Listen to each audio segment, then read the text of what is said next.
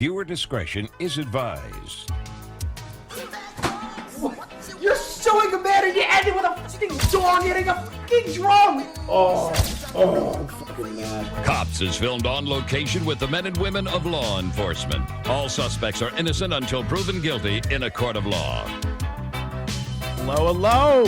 I'm right again. I was right again. I'm kidding. I can't take credit for that. It was obvious. Anyone with a fucking brainstem can understand what was going to happen once the TwitchCon stuff happened and Emiru did the whole, oh, I'm going to expose something. Like everyone didn't know that they weren't dating this whole time. I was right again. I love it. I love being right about something so arbitrarily stupid and that it's just right. Just what it is. Dude, I'm just gonna say it. I don't know how people are shocked by the Mizkif Emiru stuff. Like, to be realistic, let's just break it down to its core components, right? Like, genuine core components. Hold on. What's good, Big Chris? Mizkif about to be reaped through the coals for covering up SA exactly 3 years ago. Turns out he the kingpin of SA the whole time. Potentially. This is the thing, right? And I kind of want to, like, break it down for you guys. I do not know how people were shocked by this. Or people sit there and go, oh, well, it's crazy that Emiru would come out with these allegations. Dude.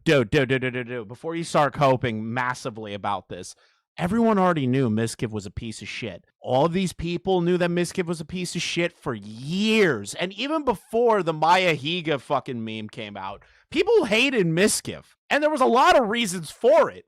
And all of these streamers sitting in the Twitch royalty area were just like, oh, Miz has a lot of viewers, so we're just gonna put up with all the bullshit that he does every day, all the time. That to me is so indicative of like how not human these people are. Like I'm even including Emiru in this. I don't care. I don't look at the Twitch aristocracy like normal people. I can't do it. Like I feel sympathetic for Emiru.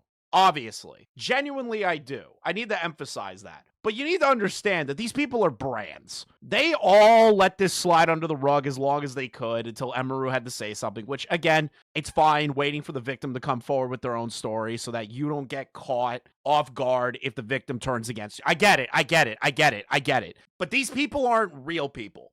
Like, they aren't. They don't live in the same kind of world that me and you do. They don't live the same kind of lives that me and you do. They're brands. These aren't normal fucking people. And I don't believe for a second, okay, for an absolute second, that none of the people outside of the main ones that are saying, oh, we knew the whole time, didn't know. I am confident that the rest of the Twitch aristocracy or royalty or whatever the stupid ass name we're calling them this time, didn't know. I think it's bullshit. I think it's total unadulterated bullshit. Every person that's like, oh, I didn't know Miz was a bad guy. Oh, well, Miz, you know, this and Miz that. And, oh, well, you know, 3 years ago, the injury. No. You all knew. I don't care if that's bad faith of me to say that. You all knew. Like, you all knew. You all didn't say anything. And you all kept your mouth shut. And you all pretended like Mizkif was cool. Just remember, any of the people that defended Miz during the Crazy Slick stuff, any of the people that collabed with Miz after the Crazy Slick stuff, it's all bullshit. They all knew. They must have all known. I refuse to believe how fast of a rumor. This is the thing about the Twitch aristocracy people. Like I said, none of them are like normal people. So when a human situation happens, this shit spreads like wildfire. I don't believe for a second, that the other larger streamers had no idea what was going on. I don't believe it for a fucking second, okay? These people gossip more than us drama channels, man. Now, again, let me emphasize off the bat, I feel sympathetic to Emiru, okay? But we need to look at this objectively. The problem is that I can't. I'm not going to be good at it. I'll try, but I'm terrible at it because I hate Mizkif. Like, genuinely. I really hate Miz. I've always hated him. Before I even did content creation, I've hated Miz. My roommate used to be a huge Mizkif fan. And he would be like, bro, like, you got to watch this. And Mizkif's doing this and this and this. And I was like, no, I don't want to watch Mizkif. I don't want to watch him. Because he comes across to me as like the sleaziest dude ever to exist. Like, it actually made my skin crawl when I first watched content made by Mizkif that my roommate tried getting me into.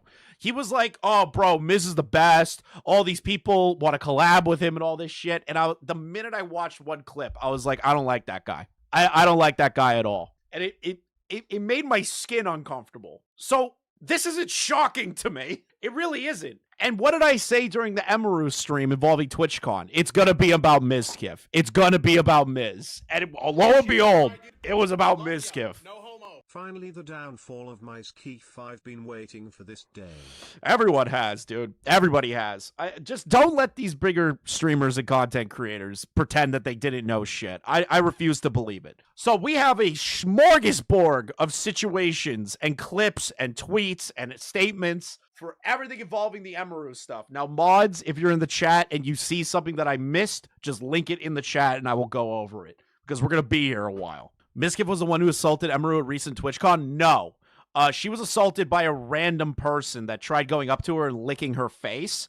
The Mizkif stuff, when she did her response about the TwitchCon stuff, there was an illusion that she wanted to talk about something. Like, she alluded to something. She was like, there's something that's been on my chest. I'm going to come out about it once I get back from TwitchCon. And you can watch my stream. I immediately said it's probably about Mizkif.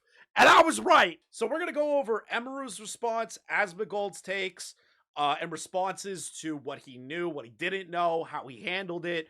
We're going over some Ice Poseidon tweets because Ice is important to this story. And a lot of people are overlooking that. Then we're going to go over the Mizkif response and everything else after that. So if I miss anything, mods, send it. So Emiru, after coming back from TwitchCon, put together a live stream. This live stream was about hour 30. This stream consists of all the allegations levied against Mizkif. If you haven't seen this yet, it's a good watch because it's really pathetic on Mizkif ends. Genuinely. It is the funniest thing ever. Now, I get it. Guys get drunk and they text their ex-girlfriend and all this shit, right? I get it. Hell, every man's done it once. But the difference between most men in the world and guys like Miz is that, you know, if the girl doesn't respond after the first 2 text messages trying to get in contact with her, don't keep texting her. You know how you punched holes in the walls because you were angry? Remember that? Maybe she doesn't want to talk to you because you're a pathetic fucking wretch of a human being, Miz. Maybe that's the reason. You know what I mean? So we're going to see a bunch of screenshots. She doesn't pull them up very well, and we'll try to read them to the best of our ability. I'm just very excited to see where this goes. So, I mean, you guys can probably tell, but today's not going to be a normal stream. Not going to, watch videos or play games or anything today. I kind of just have a bunch of stuff that I wanted to talk about, and then I'm probably just going to go offline after. But yeah, it's, you guys know, I've been streaming for 10 years. Last week was kind of the first time that I ever really, spoke about a topic or, something that happened to me. And honestly, I'm really glad that I did, and I'm proud that I did. Which is good that you did. I think it's kind of crazy that a lot of these Twitch aristocracy people are, terrified of the idea of, getting into drama, I guess you could call it, or exposing horrible situations. I don't get the hesitation with that, but that's just me. That's just me. That's just me. I can't wait for Miz to yell extortion. I'll add it to the extortion soundbite list. And, What? Yeah, Chris Falgi outed you. What did Falgi out me for now? I feel like I have to see it to its conclusion, if that makes sense. Not just for myself, but in a way, I kind of feel like a lot of people are involved, because it doesn't just affect me. So that's why, sorry about my voice. I'm very, very nervous in case you can't tell. But I knew that this stream, had to be done today. So, yeah, pretty much, yeah. So I guess, I mean, not everyone can handle that environment. Here's my, retort to that. Don't do it. Don't join streamer houses. Don't do any of this shit.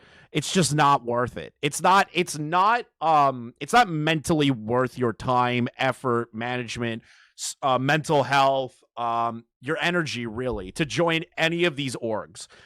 Have you noticed something? Streamers are pretty shitty people. Okay, let's just fucking stop pretending here. They're pretty shitty people. They really are. But there's something different about the streamers that joined organizations or the streamers that want to be in these orgs of very famous streamers, right? There's something gross about like the idea of the organizations. And every time an org gets put together, there's always a situation that comes out. If you're planning on being a streamer and you start gaining numbers and subscribers and shit, don't be friends with people. Don't go joining organizations with these people. Don't live in houses with these people. You are all idiots for doing it, okay? Might as well get started. Not, stall too much or anything. I know there's a lot of people here who don't normally watch, and if you're wondering, yes, I do normally run 20-minute intros. And yes, my community at least claims that they like it. I think that they like it. I like playing. Stop doing 20-minute intros. You and Denims need to stop doing that. Fun fact, Miz went live the minute Asmogul went offline. Oh no, I'm aware of that. I'm totally aware of that. Songs for you guys, but anyway, This is the thing, right? Miz knows that no matter what he says, he has no other recourse than just to air out the dirty laundry to the best of his ability. We'll get to it. But like, I don't like Asmon. I don't like any of the people from the OTK stuff. Not a single one of them. So like, I have no obligation to be nice about it to any of these people. So just giving you the heads up. But Miz obviously knew what he was doing. Miz was waiting for the max amount of audience possible so you can get the max amount of ad revenue possible in subs. Now, is that conjecture more than anything? Yeah. But I wouldn't be shocked with how Miz carries himself. Yeah, anyway. We don't like it? Okay, well, whatever. Anyway, I'm probably gonna stop reading chat now as well, but you guys are free to say whatever you want, obviously. So, yeah, like I said before, it's been a pretty crazy week, and a lot of things have happened. It's crazy the largest L in all this goes to Lud, who backpedaled. Bro, Ludwig, listen, at every description that I've made of like fake or like not human about streamers and all this shit, Ludwig's at the top of like the most like non-human entity I've ever seen on the internet. Like, he's not a real person. Like, he was like created in a fucking tank in LA for YouTube and Twitch to like platform like a white guy. You know what I mean? And be like, look at this guy. He's brand friendly, brand safe. He's pro this, pro that. Look at him. He's amazing. Like, I swear to God, he was made in a vat somewhere. Since the last time that I streamed, in relation to what I talked about last week, the whole TwitchCon incident, some other things happened that kind of pushed me to talk about a lot of things I want to talk about today. So as you can see, I wrote out my notes, and not only that, I have even more notes. See, this is why this is the craziest part to me. You know what? Like, I sit here as somebody that's like, I just want a human response. But like, I'm actually happy that like notes were written down so you don't go off topic and all this other shit. Like, I get it. But like, come on, let's get into it. So, yeah, if it seems like I'm like reading a script or something, it's because I wrote super detailed notes because I wanted to make sure I didn't miss anything. Yeah. Okay. So, I think everyone knows about last week, the stuff that happened at TwitchCon. I was assaulted, and the guy was able to, leave the venue, basically. Okay, so, like, intro first. Thank you for the membership. First thing that I want to talk about is, I did see the, Twitch tweet that I believe went out yesterday. I was literally in a Discord call with my friends, and they were like, did you see that Twitch apologized to you? And I was like, wait, what? So, yeah, basically what I'm trying to say. Which was a backpedal by Dan Clancy initially. Dan is such a coward, man. Here's the other thing that all of you need to understand if you're going to watch the VOD video or watching live right now. Twitch ain't going to do shit about Miz. It ain't going to happen. Nothing ever happens over on Twitch. They care about creators and all this other shit. Nothing's going to happen. Like, if Miz isn't going anywhere, Twitch is going to keep him. They're going to keep him. It's just what's going to happen. Like, you need to come to grips with that already. And this is the other part that I find fairly interesting. I don't think I've seen anyone else come to this potential idea, right? The idea that I'm thinking is right now, Emiru is being watched by Amazon, okay? Amazon is probably pissing themselves for what happened at TwitchCon, because I believe that Emiru potentially has a strong case against Twitch and Amazon. So I would assume that the trusted safety team over at Twitch were watching this live stream at Amazon, and now they're probably aware of the Mizkif stuff, but they're not going to do anything. Just come to grips with that. They put out that tweet. I was never apologized to privately. They put that out without consulting me or anything. I didn't know that they were going to do that. But remember that Dan's really good friends with Emiru, according to his interview with Taylor dipshit fucking retard Lorenz. So that was yeah. I mean, I'm glad that, you know, they're trying to like take some level of accountability, but there's a lot of things that they didn't mention in the tweet that I feel like should have been mentioned. But anyway, more stuff's been happening behind the scenes. So I want to say that last week, everything I said on my stream was accurate, obviously, except for one thing. I was wrong about one thing. I was going over the tweet that Twitch initially put out, where they're like, oh yeah, this thing happened to a high-profile creator. You know, police were on site. We're cooperating with law enforcement investigations. What I was wrong about was they were not cooperating with law enforcement investigations. Huh? I found that out on What? Monday when I got a phone sorry. call What? from the San Diego police, and they were talking to me, and they basically said, "Hey, we can't really do anything right now because they apparently know the name of the guy, but they're not giving it to us until a warrant goes through."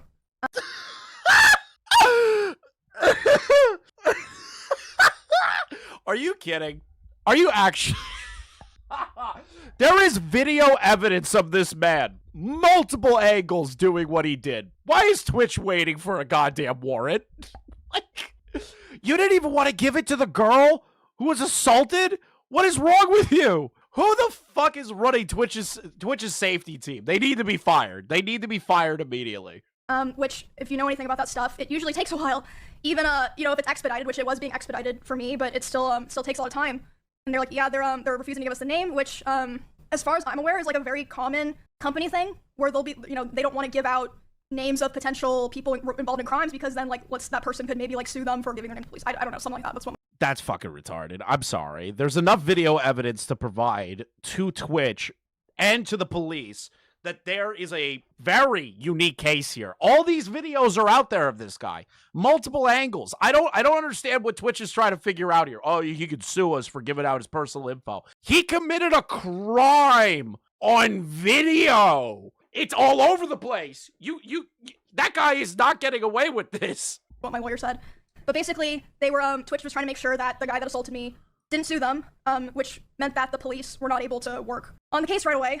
So, yeah, I got a call about that on, I believe it was Monday, from the San Diego police. They were like, yeah, we're working on the warrant, but, like, right now, that's, like, all we can really do, but, like, we're trying our best, just, like, want to let you know, we're gonna keep in the loop and everything. I was like, okay. I was very frustrated, because I was like, damn, like, I didn't know that on Saturday. I would have said that if I knew. And then, I believe it was the next day, there was someone who, I don't know if they were reviewing. Yeah, no, I'm aware that they gave it to them eventually mid.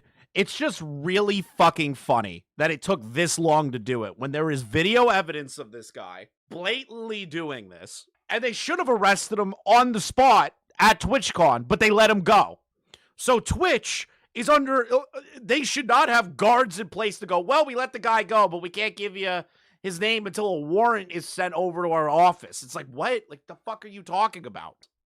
Or if they were just someone who, like, knew of the situation from social media, they contacted my manager, and they basically told her that at their place of work, someone came into their work who matched the description of the guy, and this person was saying, like, oh, I'm, you know, traveling to Texas, and I caused, like, quite a stir at a TwitchCon, and this person, like, you know, reached out to my manager, reached out to police, San Diego police interviewed them. But basically what I'm trying to say is, because all this stuff was delayed, this guy was able to get really far away from San Diego, allegedly, and this whole time my manager was, like, basically, like, begging Twitch, like, dude, like, please give us his name. Like, we don't know who this person is. Like, for all we know, he, like, lives around where Emmy and her roommates live. Like, I can't, like, help her if, like, I don't know who this person is, and they were refusing to do it. But, after that tip from the person who said that the guy came into their workplace and was talking to him, my manager, Dude, that is crazy. He goes back home and immediately tells a coworker, be like, yeah, bro, I kind of, like, caused a problem at TwitchCon, just totally underplaying it.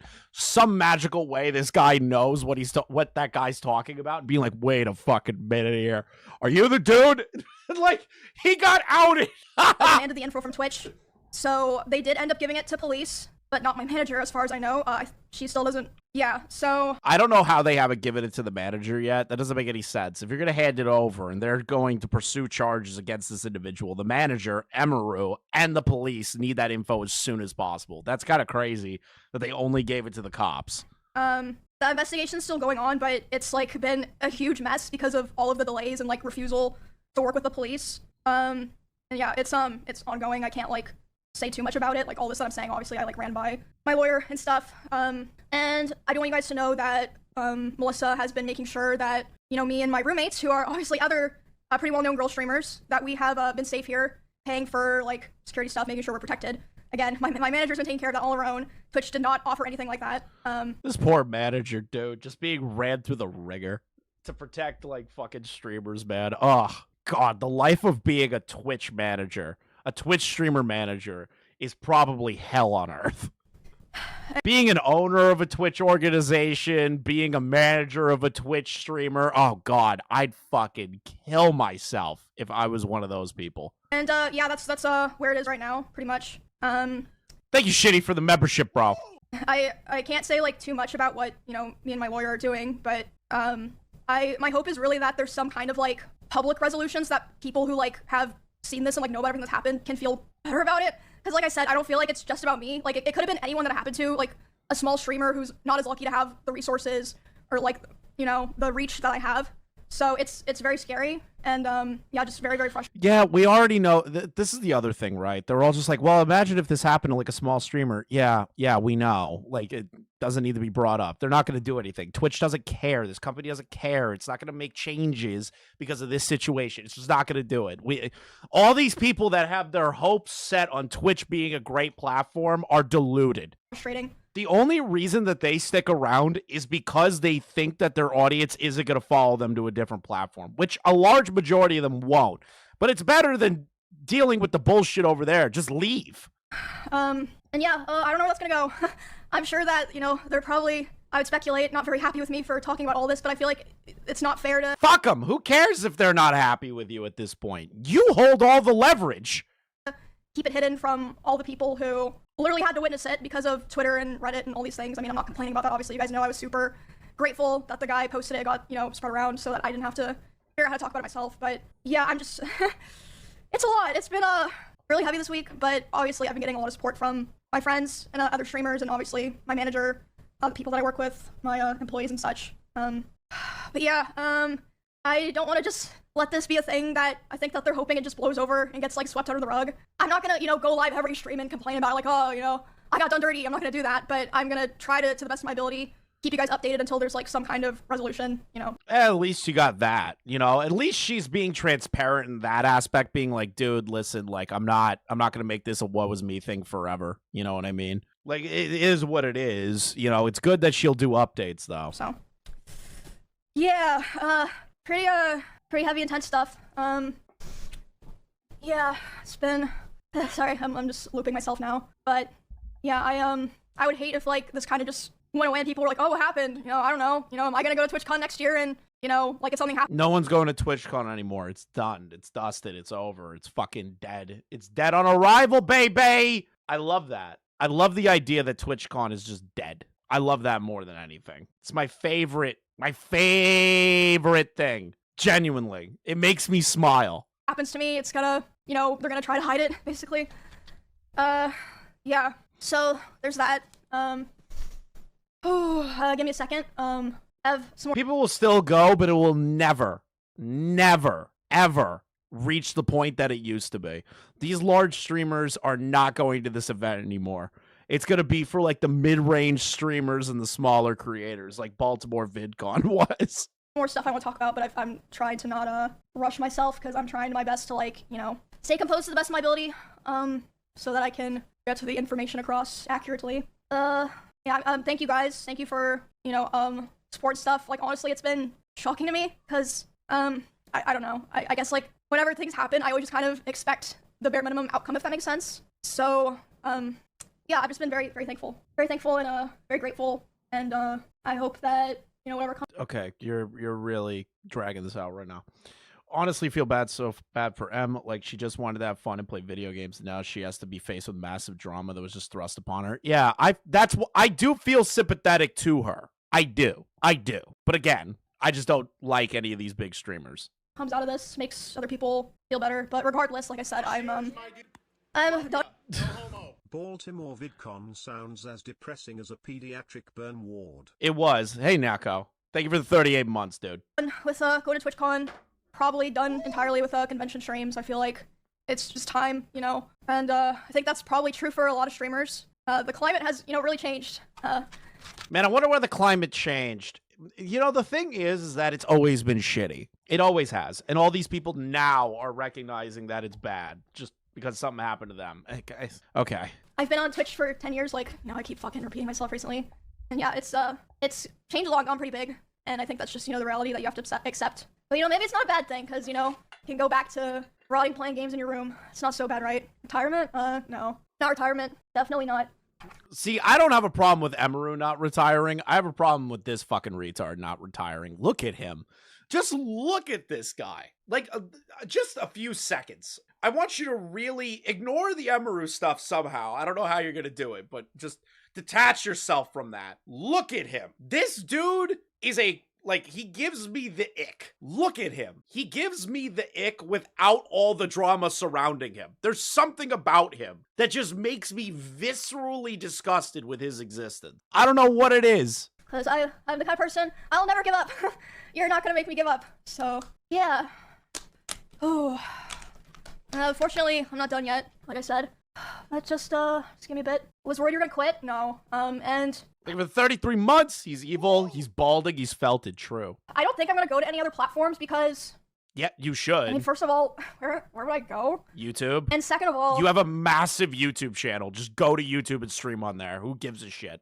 I really think that, this is something that was just... I mean, this is just me, being optimistic, but I feel like it was just a case of, we didn't realize that these things could happen. What? And we obviously don't want them to happen, and, things will be better. And, I mean, I'm not gonna leave you guys because of, something that someone else did. I mean, yeah, there's, other places that, I upload content, but Twitch is, really my home. That's why, through all of this, I feel like most people, I did make a tweet, but, it was probably, 10% of what I needed to say. A lot of people make a tweet, make a YouTube video.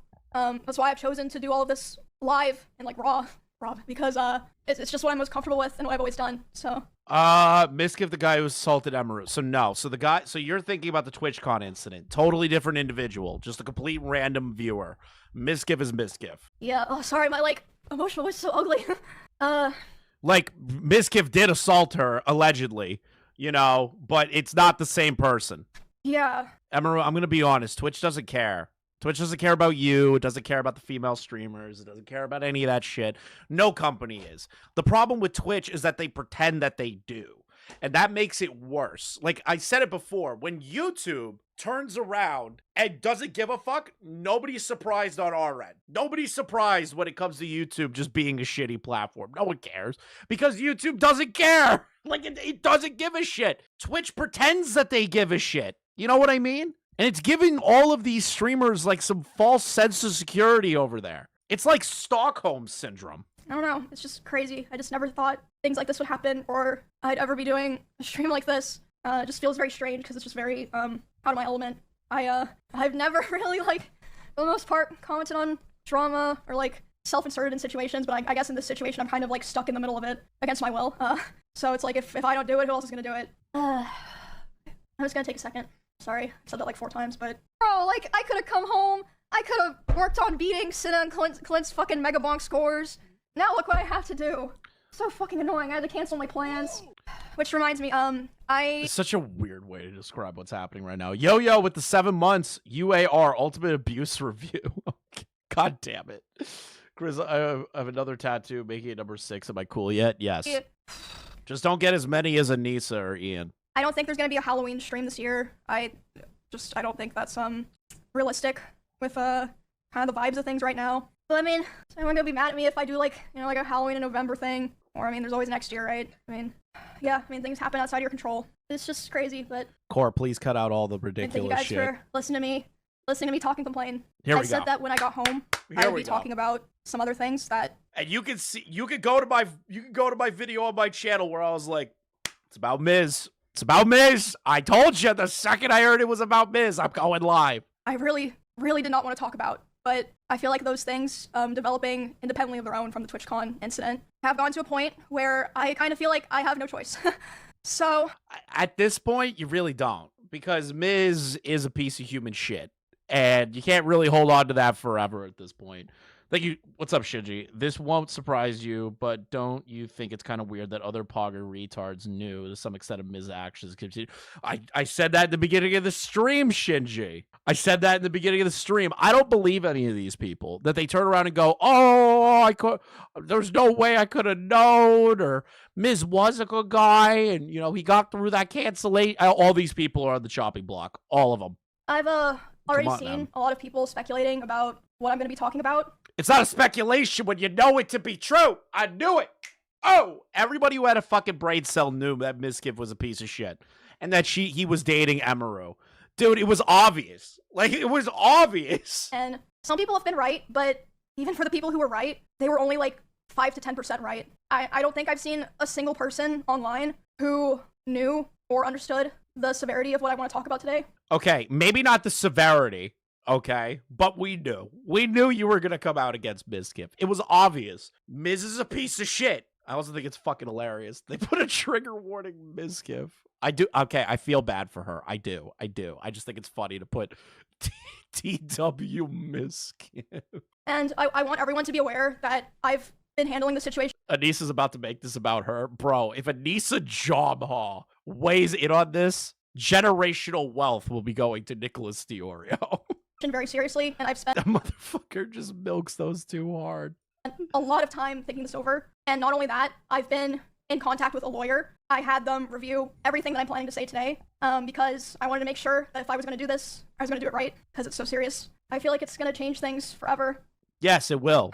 And, It will. And that's what I'm hoping for. I'm hoping for a complete and utter just glassing. I want it to be glassed. Like the Covenant glassed Earth and Reach, okay, in Halo. I want all of this to die. I want all of streaming culture to die. It would be great. The Pogger streaming culture needs to die. It should have died 5 goddamn years ago. It overstayed its fucking welcome. Miz isn't going to retire. I'm just going to say it right off the bat. Miz isn't going to retire. Miz is going to try his absolute hardest to fucking try and push through this like he did the last thing. He's going to keep some contingent of an audience. It's not going to be in the 20Ks again. It's probably going to maintain 10 to 7. That's probably the worst. That's worst case scenario for Mizkif. Didn't know, but I have a hard time believing that considering the clip that resurfaced of Miz throwing bags at Maya. Yeah, I don't believe it. This is why I don't believe it, Shinji. That's why I don't believe it. There's so many clips of Miz doing crazy shit. Today, I'm finally going to be opening up about and telling OTK made an official statement. Oh, what did OTK say? What did OTK say about all this? Ooh, okay, that's for later. everyone. I did not see that. Thank you, Op. Sorry, I swear I'm not trying to like make this dramatic or something. Like I said, I really wish I were not feeling like I had to do this. Just give me some time. I'm gonna be doing a lot of I guess you could say like fourth wall breaking in a way, and Oh my God. talking about things that I thought would always be personal, and just, you know, I would just carry them myself. The problem is none of this stuff stays personal. You guys are all way interconnected with each other. You're all hanging out with each other. You all it's like always together with each other. It was going to become public eventually. I'm glad it was you that came forward with your story before someone else did, but like it was going to happen regardless. This is the unfortunate reality of putting your entire life online for people to watch. Today I'm finally gonna be opening up about the psychological and domestic abuse, stalking and harassment, sexual assault, and threats of blackmail that Jesus. Mizkif has done towards me. And Dude, when I heard Mizkif's name leave her mouth with all of these allegations, I was like, yes! Fuck you, Mizkif. I feel terrible for Emiru.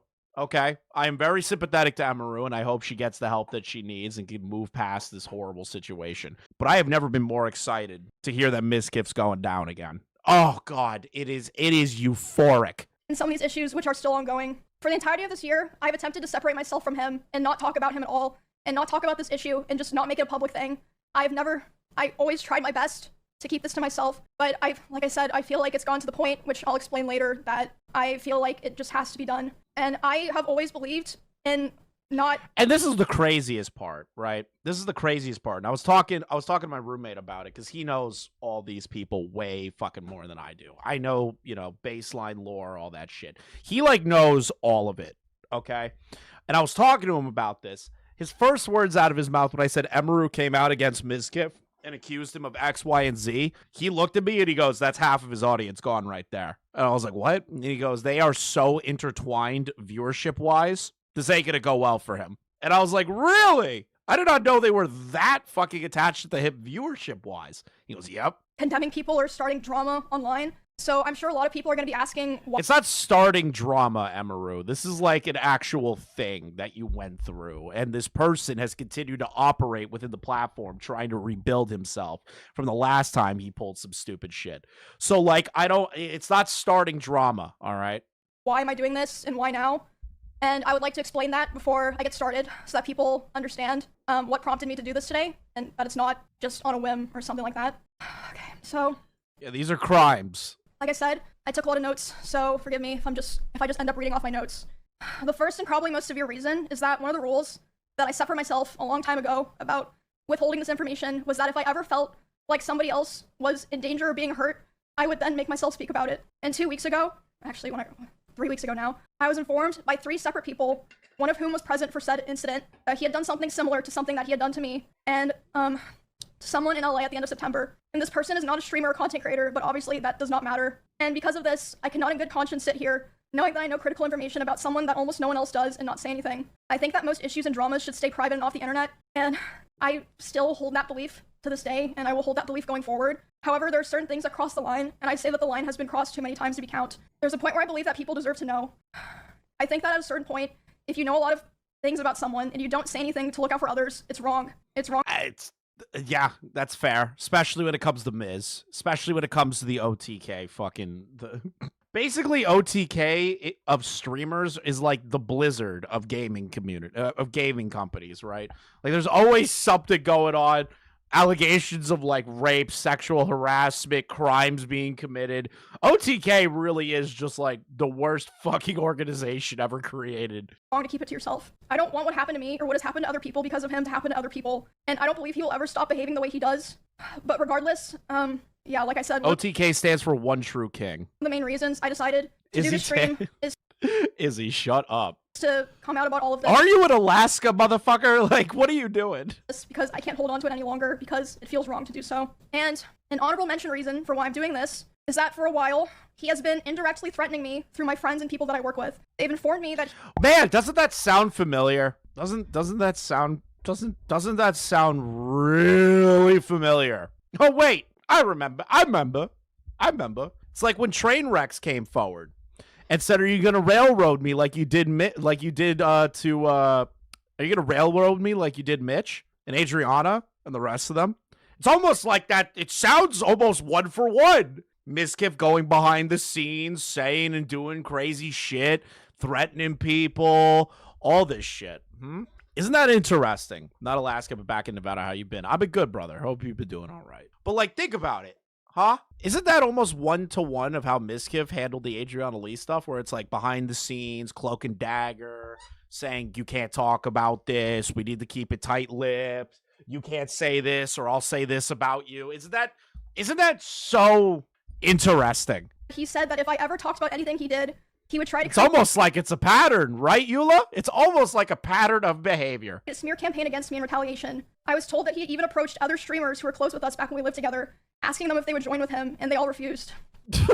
Imagine you think that you're such hot shit, right? That you're such hot shit that you need this, that you go up to other people and be like, "Hey, bro, could you like defend me if something happens? You know, can you defend me?" Dude, it makes me sick. Like the idea that like he's going around like shopping this and being like, "Hey, bro, like if they come out against me and like you know what's going on, can you back me up instead of her?" Like, bro, that's some sneaky shit right there. At TwitchCon, he approached one of my employees, threatening them and saying if I ever talked about him, he would destroy me. Did you know that Mizkif beat up another YouTuber who goes by Mitch Jones? Yes, I have a clip on my channel talking about that exact situation that got age restricted. Dude, honestly, Mitch had it coming. Fuck Mitch Jones, dude. I don't respect Mitch. I'm gonna be honest. I feel terrible for Emiru, but like if I had somebody in that little group of people I had the least respect for outside of Miz, it's Mitch Jones. Multiple people have told me that his plan was to claim that I kill animals and that I killed my own rabbits, since I had several of my rabbits pass away over the course of 3 years while I lived with him. See, this is where we're gonna pump the brakes on something real quick. I'm just gonna kind of emphasize this point because I feel there is a weird situation happening in regard to the animal stuff. All right, let me just extrapolate on my point. Don't interrupt, okay? Let me extrapolate. From what we could gather so far, Miz and Emiru are just obviously throwing jabs at each other with some kind of like little bits and pieces of proof and evidence, right? So the situation involving the rabbits, if that is the true video of Emiru's conditions that she kept the rabbits in, okay? Emiru's a piece of shit for not taking care of those rabbits. Cool. Now that we've moved past that point, how does that absolve Mizkif of all the other shit that she accused them of? I'm really trying to figure that out because I'm seeing tweets of people arguing that Mizkif didn't really do anything bad and Mizkif is this and Mizkif is that and, you know, he beat this before, he'll beat it again. I don't, like, Emiru can be a terrible pet owner and really treated those rabbits like shit. That could be a real thing, and I am on board with that if that is the case. But how does that overturn anything that Miz is being accused of?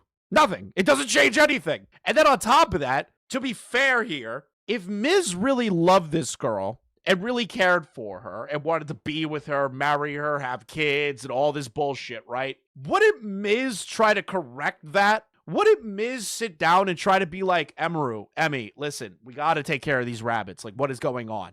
And if it doesn't work, you have to sit her down and say, you need to give up these rabbits. It sounds like Miz just let it continue on and allowed Emiru to let these animals continue to get sicker and sicker. So, like, it doesn't change anything. It doesn't change a thing.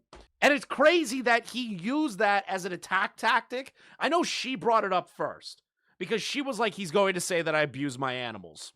Okay, we've already moved past that. So to the Mizkif people that are defending Miz to their dying breath that they did last time, how does that overturn anything else that Emiru has stated? It doesn't.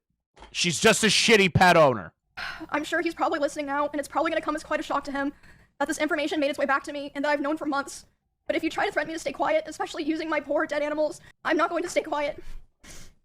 Okay. So now that I've explained all the reasons why this took so long and why I made the decision to do the stream, I have a few On more- your property, you're partly responsible. Like Miz let the rabbit suffer for a dunk in a later date. Also, you don't find it weird that Mizkif had a video locked and loaded, almost as if he holds blackmail over people? No, I'm not shocked. I'm not shocked. Shinji, realistically, I am not shocked by that aspect. Not at all. Here's why I'm not shocked by that aspect at all. This is something that people have known about with Miz for years. Me, as somebody who doesn't watch his content, from one look at him, I am not shocked to hear that Mizkif collects blackmail on people. Who did he work for before this? Does anyone know? Before he became massive. Do you know who he used to work with? Who he used to be the cameraman of? I'll tell you. Ice Poseidon. Is anyone shocked that Ice Poseidon's fucking cameraman is also a shitty person? I can't imagine being shocked by that. More things I would like to get out of the way before I start talking about all of this. The way that I'm going to do this today is I'm going to run through everything from the beginning to the end to try to get across the story as accurately and fully as I can. And, hold on. I'm also going to be showing a few screenshots validating what I'm saying. I have more things, but this is what I felt comfortable using today. And, I will be running through those later. Another thing that I'd like to mention before I start is that during my statement, I'm going to be mentioning directly the names of about half a dozen other creators who were present for certain things. And I want to say that none of these people did anything wrong. I'm just saying that they were there, and I've asked all of them permission. They all said that it was fine to include their names, but I know this won't stop everyone, but I ask people, for the streamers that I mentioned, please don't go bothering them or asking them for more information. If there's something else that they want to say, they'll say it themselves, so there's no point to go pester them and bother them about it. Problem is, it's gonna happen regardless, Emiru. I know you're warning these people, but this is breach containment at this point. There are going to be interviews. There are going to be people putting out their own statements. There are going to be people talking behind the scenes. It's already spread like wildfire. The second that you told one of them, it was already being spread around that you were going to do this. All these people are very much aware. There are also streamers who gave me permission to share things that they relate to me privately, but asked me to redact their names, which I, of course, did. And the last thing that I want to make clear is that not every person that I interact with or that I'm friends with knew the extent of all of these things. and in fact, most of them didn't, and some of them didn't even know anything at all. I tried to keep things private with my close friends, but if anyone during the past year ever approached me asking questions, I didn't lie and I told them the truth. But yeah, I don't want there to be some kind of witch hunt like, oh, you know, you knew and this, no, a lot of people, you know, didn't know everything or didn't know anything. I don't believe that. I don't believe it. With how fast a rumor spreads through a community, I don't believe it. That's just me. You know, you could throw stones at me all day and be like, Chris is saying witch hunt. I'm like, I'm not saying that. I'm just saying I don't believe that. I just don't. I don't believe that the Twitch royalty, aristocracy, these large creators, I don't believe any of that. Because streamers constantly talk with one another. Like, they are constantly in each other's fucking business. It's just what it is. Who do I believe is more credible? Emiru. Here's why. Here's why I believe Emiru is more credible. It's because Miz has shown, like, absolutely no change in his behavior since the last time something like this happened to him. This motherfucker is the sleaziest piece of shit on the Twitch platform. Emiru at least doesn't have that kind of reputation. Now, do I have to be fair, right? I have to. You know, as Chud Logic's community says, a man's life hangs in the balance, right? Wherever that gay saying is. And, like, the problem is that the man's life that's hanging in the balance is a piece of shit. A known piece of shit for years. Like, how am I supposed to be, like, super charitable to him? I'll admit my biases. I don't care. Like, fuck Miz. I think that's all that I have to get out of the way to start. So, this is public information. I initially moved in. Sorry, I'm still sick, like I said. This is all public. Obviously, this part. Okay. I moved in with him. I believe it was the end of 2021. Because he offered, I was living alone at the time, and I was having stalker issues in Kansas, and I mean, you guys know, like, all the stuff that happened there. I ended up joining the org and everything. Which I feel terrible for these women. Like, I understand it's like they cater to an audience of, like, fucking weirdos, losers, incels, all that shit. It's the same criticisms we've always done. But, like, that, when it starts leaking into, like, the real life, they're coming by your house, they're trying to break into your home to hang out with you or, like, be with you because they think that they're with you. Like, bruh, no. There should be zero tolerance policy on people, like, being allowed to do that. If you are able to sustain, like, give enough information to the police, that person should be arrested on the spot. But that's just me. We did a lot of streams together. Buddies get passed from stress. Emiru had her buddies in her own room, the Roman. She showed once in a video, but Mizkif breaking and punching walls could stress a bunny to die. I get that, but you also have to take into account the mites and all this other shit. So, like, again, it doesn't change anything involving Miz. Regardless of how you feel about the bunny stuff, it doesn't change the important aspect of what is happening here. That's my point. And there are people in Mrs. Camp and other people that are like, oh, well, you know, Emiru's a piece of shit because she let her buddies die. It's like, and? Yeah, that's shitty. But, like, does it change anything involving how Mizkif could be viewed? The allegations against Miz, does it change anything? The answer is obviously no. And, I mean, a lot of people already know this, but I'm just gonna come out and say it. We, started dating. We were in a relationship starting January 2022. After I joined OTK. I'm not planning to go into too much detail about the start of the relationship because it honestly doesn't really matter at this point. It's... How would I respond? I'd freak the fuck out and immediately start demanding the man's arrest. Irrelevant now. But, like, again, it's all play-by-play. It's situational. Some people are different than others. Some people don't react with vitriol and hatred. Like, there's no way to say how I would behave versus how she's behaved. It's a ridiculous comparison. The only things that really matter that you guys need to know for the story are that it was, one, an extremely private relationship. It was even hidden from friends and people in the org, but I mean, obviously people all eventually figured out they're not... Oh my god, hidden from the org. Dude, we all knew even before you guys, like, started doing... It was obvious! Like, the rumors were already spreading publicly. I'm sorry, it's crazy that they were like, we tried to hide it. Yeah, no, you were really bad at it. Fucking stupid. And second, it was an extremely codependent relationship. Which it's not the issue, but that's just, you know, making that clear for details. He initially portrayed himself to me as someone who was very nice to girls and wanted to help me feel safe from stalkers. Definitely not Mizkif's MO, definitely not Mrs. MO. And wanted me to succeed as a teammate, and we grew very close over time, and I was very dependent on him for feelings of safety, social life, like my stream, my job, everything. So yeah, besides it being a very codependent relationship, the start of it was fine. I saw a lot of people mentioning this. They thought this was what I was going to talk about. It's not a secret. I think everyone who paid attention knew that he was very controlling over what I wore to a degree. This is where shit's gonna get fucking weird, all right? I don't like the idea of that. Like, Miz, bro, let's keep a buck here before I start ripping into you for, like, the alleged shit, right? Miz, let's talk man to man. I know you're never gonna watch this, but, like, it'll be out there in the internet ether, okay? Miz, bro, you can't control a woman like that. It's just not gonna work every fucking time. It's just not gonna work. You can have specific boundaries that you don't want crossed, like OnlyFans or whatever. I have no problem with those boundaries. But you're not going to stop a woman from, like, dressing the way that they want to dress on a live stream. It's just not going to happen, bro. Sorry. You got to come to grips with that as a man if you're going to date a streamer. Degree who I was friends with, and even when I would stream. So when...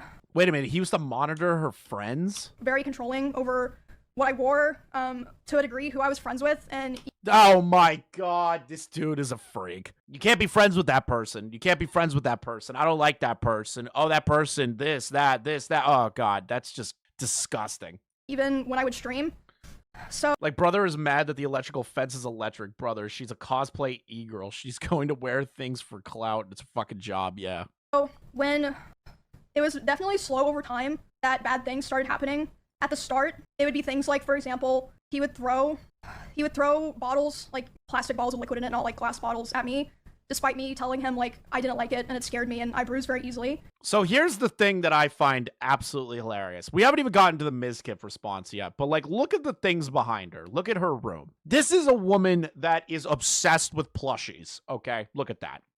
Those are all made of, like, fluff, right? Cotton, whatever. These are not, like, items that can cause bruising if thrown. Now, should you throw anything at your partner? No. But if I had to put on a degree of which one sounds worse to you, I'm just going to put this on a scale and you tell me, chat. We'll do ones in the chat for throwing plushies, twos in the chat for throwing water bottles, punching holes in walls, and then threatening to kill himself with her in the car going 150 miles an hour. Which one sounds more dangerous in the situations in regard to their toxic relationship? Which one sounds worse? I'm just curious, chat. I'm just curious. Is it two? Oh, I didn't realize that threatening to kill yourself and your partner going 150 miles an hour in your vehicle and throwing water bottles at them with full bottles was not as bad as throwing a plushie or clothing at them. But you know what? According to Miz, it's basically the same thing. He would throw his phone at me. I would tell him, you know, it scared me, I don't like it. And one time it even hit me in the eye, which caused me to get a black eye. But he always, you know, was like, oh, it's an accident. And I was like, oh yeah, it's an accident. Like, you know, of course I'm not gonna think that, you know, I just, at the time, I just kind of was, you know, I just brushed it off. And looking back now, I feel like that was kind of the start of him testing my boundaries, if that makes sense. Dude, what is this sound that she has in the background? Is that the chair, like, just making noise the whole time? Jesus, get a new chair. I'm sorry. It's just like, it distracted me for a second. So that was already kind of starting to show signs within the first 6 months of me and him being close. And then, again, a very public situation. Which I have something pulled up here. This was posted back on May 18th of 2023 in regard to the what's it called? The black eye thing, apparently. This is pretty interesting that somebody put this together last 2 years ago, essentially. Isn't this interesting? Let's pull this up real quick in regard to the black eye thing. So, Mizkif, you literally lift your legs like a cheerleader multiple times. Heard that 1,000 times. So done with this. I don't believe you at all. I'm not trying to attract weird people. I'm sorry. Bullshit. Yeah, this dude's a douchebag. I don't think of things the same way. We already read this. What are these? Mizkif, you literally lift your legs like a cheerleader multiple times, stick a bottle between your legs and play with it, farm those parasocial people by doing this content in the first place. After claiming to me you don't want these weirdos, you hate this community and hate the just chatting community. Emiru, I genuinely don't think of those things as a sexual when I'm doing it, especially since I'm wearing pajama pants, but I'll stop. Okay, lol. Jesus Christ, this guy's a weirdo. I do dislike always having to make content for these types of viewers, but I think that was something that would be easy and low effort. Mizkif, go to sleep on stream. Clearly, that's not one we've talked about, or you know it's bad to do. Yes. All right, so let's keep going here. Text refers to her 427 drunk Q&A stream where she left for 45 minutes and cried the rest of the stream. Looks like these DMs were what caused all the tears. Here's the 427 stream Mizkif was berating Emiru about. During it, messengers her. She leaves for 45 minutes, comes back, and spends the rest of the stream crying and sniffling. You can see the bottle and leg lifting parts prior to her leaving. So let's pull this up. This person did not timestamp this shit. What is this? I went the wrong way. This is the most watched. Dude, I can't imagine this being content. This is fucking ridiculous. Or pass out or whatever. Hello? Yep. I did not fall asleep on the toilet. She does look sad. She does look sad. Frick, I didn't wash my... Where the fuck is this? Apparently she left for 45 minutes. Up there it is. That's the amount of time. She does not look happy. I'll be honest with you. Does not look happy. Emiru has replaced the 516 VOD with an edited version, removing her link to Mizkif berating DMs. Here's a compilation of the edited first and unedited second. Okay. Okay, well, we can add the curb one. This one gotta go. Okay, well, we can add the curb one. That one's pretty good. What am I doing? Oop. She definitely accidentally leaked that. All right, what's this one? If she feels the need to screenshot and save all their flights, that's pretty scary. Wonder about the time she had a black eye, where that really came from. Here's a story and pictures of Emiru's mysterious black eye. Okay, I'll see what this is. I actually had like a small black eye from running into something. Oh no.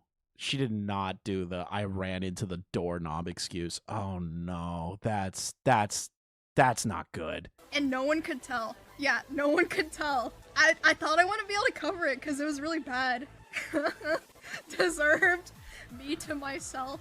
What'd you run into? I was like turning a corner really fast and I hit like the bottom of my eye socket on the wall. Yeah, that's a really bad excuse.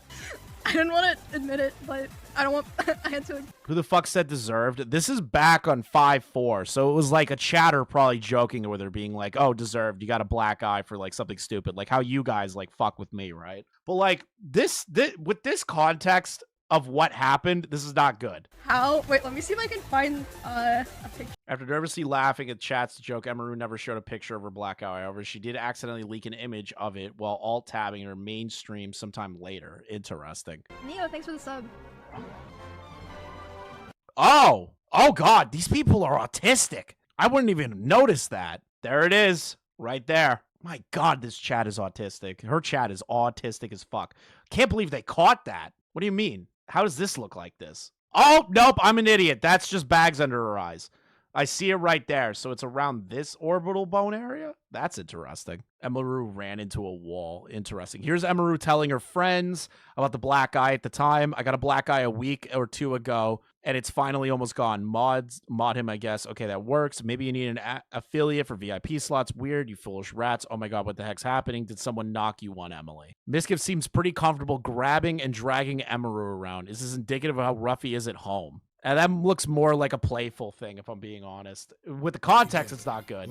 Also, that shit hurt so fucking bad. I had to wrap a sock around my ankle because I thought it was going to start bleeding. It hurt so fucking bad. But it might not have been because of the zip tie. It might have been because Miz was just like dragging me around by the fucking ankle. Like, just not giving a fuck. It hurt so fucking bad.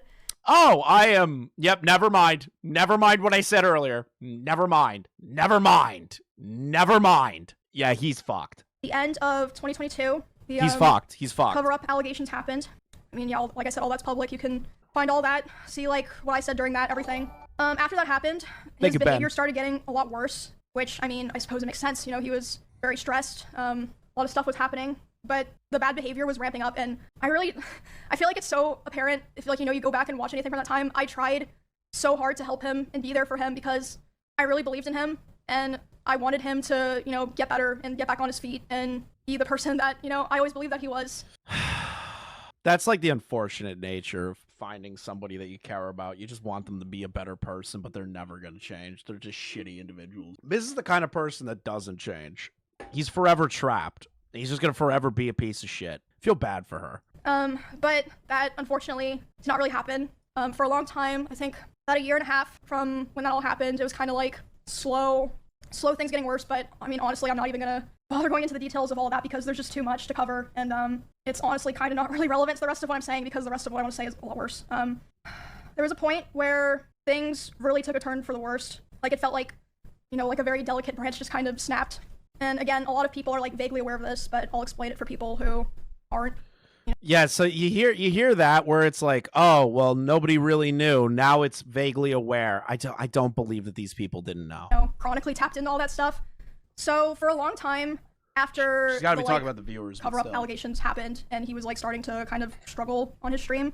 He never wanted to stream at the same time as me. Like we really avoided it. And to me at the time, it made sense because, you know, I was like, well, of course, like, you know, we share a lot of community members.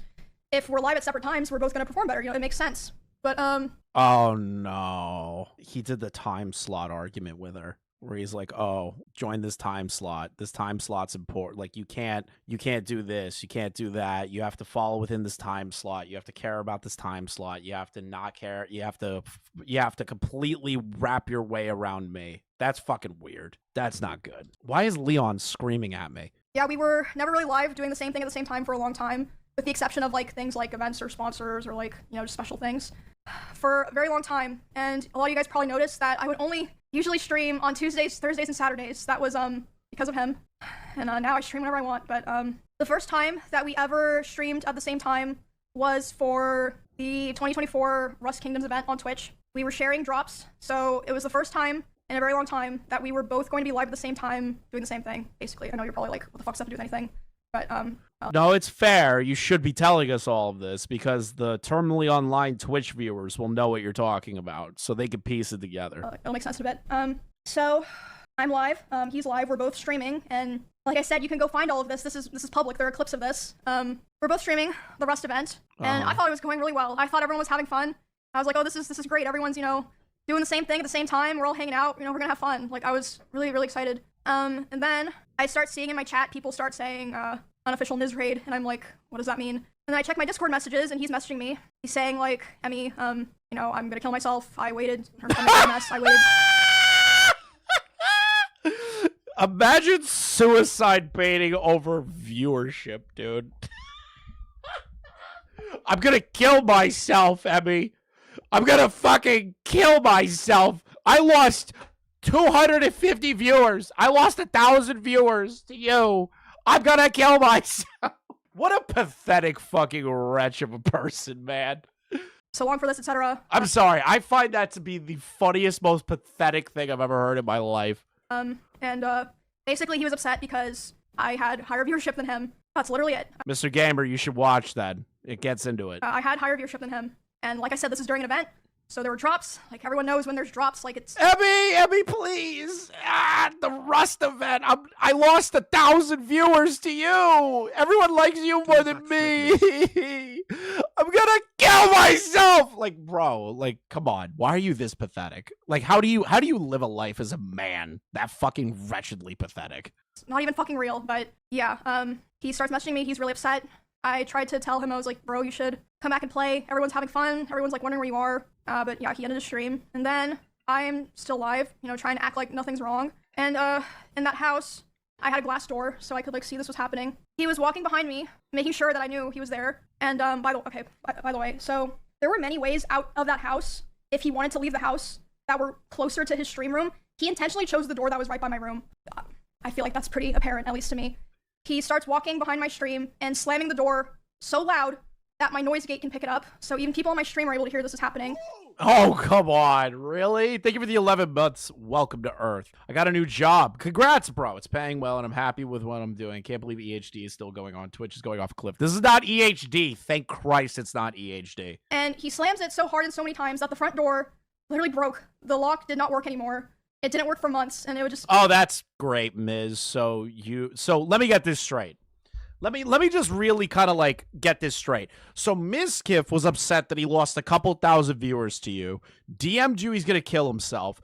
Baby raged in his own home, broke the door leaving the house, and broke the lock on top of that. What a pathetic fucking wretch. What a sad, pathetic excuse of a man. make this horrible sound that I would have to hear like every fucking day. But anyway, so I hear him back there doing this, and I'm like, what the fuck is going on? So I tell my stream, I'm like, hey, guys, I'll be right back. I get up and I go talk to him. I'm like, hey, what's going on? And he's like, Emmy, like, I hate all you guys. Like, all you guys do is just take from me.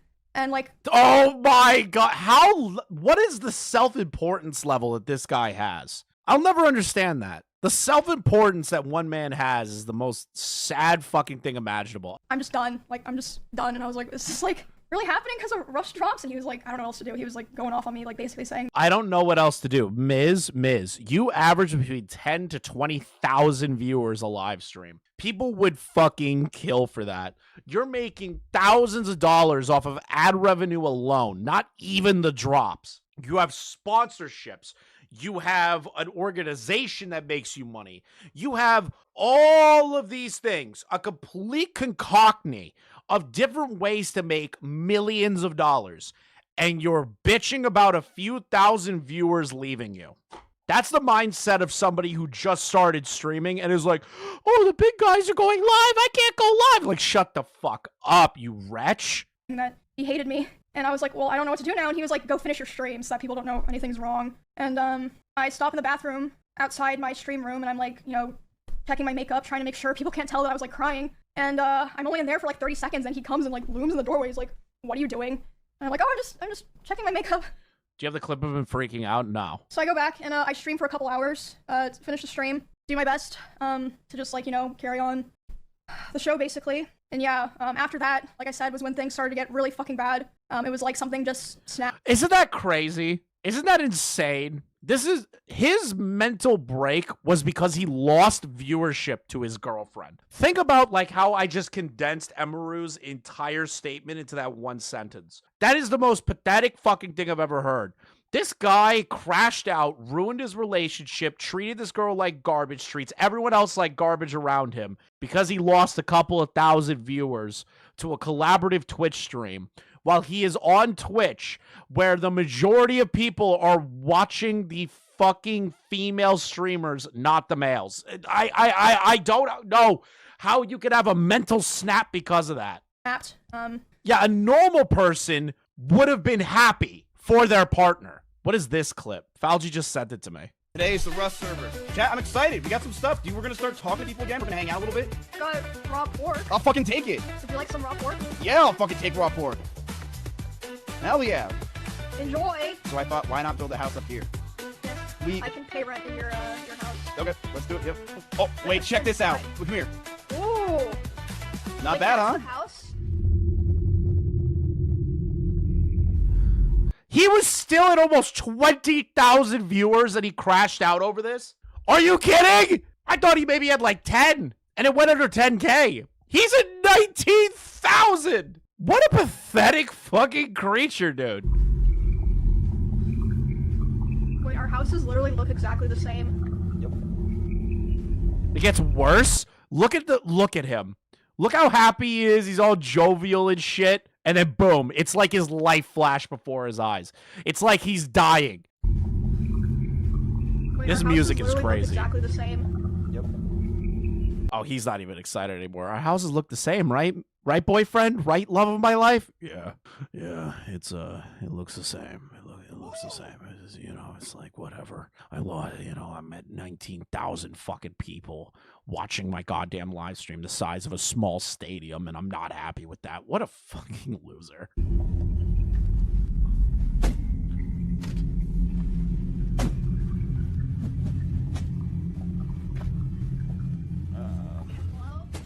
Yeah.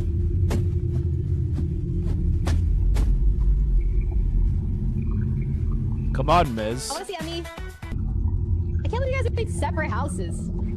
Biggest sweats, you retard. They will come after you guys. They're the biggest we sweats. can stop them early. Yeah, let's go. Let's do it, dude. We'll join the resistance. You're spelling it wrong? Yeah, my bad. He's getting angrier. He's getting angrier as it goes. He's getting angry. He's at 15. He's at 19,000 people. How are you getting angry about this? He's so angry. No, I hardly slept last night. Come on, bro. That's why I seem tired today. Because I'm honestly fucking tired, chat. I'll be honest. Oh, Alinity rated. Oh, God. Alinity rated Emiru, but not Mizkif. Oh, God. He's crashing out. He has her stream pulled up on his other monitor. You know that for a fact. You know he's watching that viewership every fucking time. He's looking at it. He goes live and he's like, am I higher than my girlfriend? I'm more of a mainstay name than my girlfriend. Miz, a relationship means that you're happy for your partner. If they are doing better than you, that's a good thing because you also benefit from that. This is a symbiotic relationship, buddy. I'm pretty tired. I'm just tired. Oh, I'm just tired. Yeah, okay, buddy. I'll see Sure you you are. I will see you guys probably tonight, if not tomorrow. So, yeah, sure, bud. I'm fucking zooted out of my mind. Oh yeah, sure, What buddy. does unofficial Mizraid mean? Guys, Oh, he did? Listen, why are we all acting like we haven't murdered?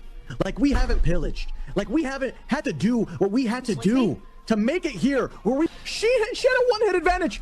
She was coming after me. I Did you hear that? had to attack back. What the fuck is this? Did you hear that? Did you hear that? Did you hear that? Did you hear that? To make it here where we she had a like we haven't had to do what we had to do to make it here where we she had a one-hit advantage. She was Oh, she wasn't making that up. Oh! You can hear the bang in the background. Remember when you actually had to have talent to be famous? Good times. You can literally see her like jolt a little bit, go, what the fuck was that? Like, what was that noise? Oh, no. coming after me. I had to attack back. What the fuck is this? What are you?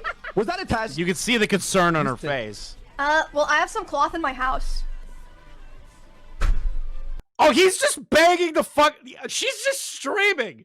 She's literally just streaming. And you can just hear this fucking child of a human being just go bop, bop, bop, bop, bop. Like, it's, oh, this is so pathetic. This is actually pathetic.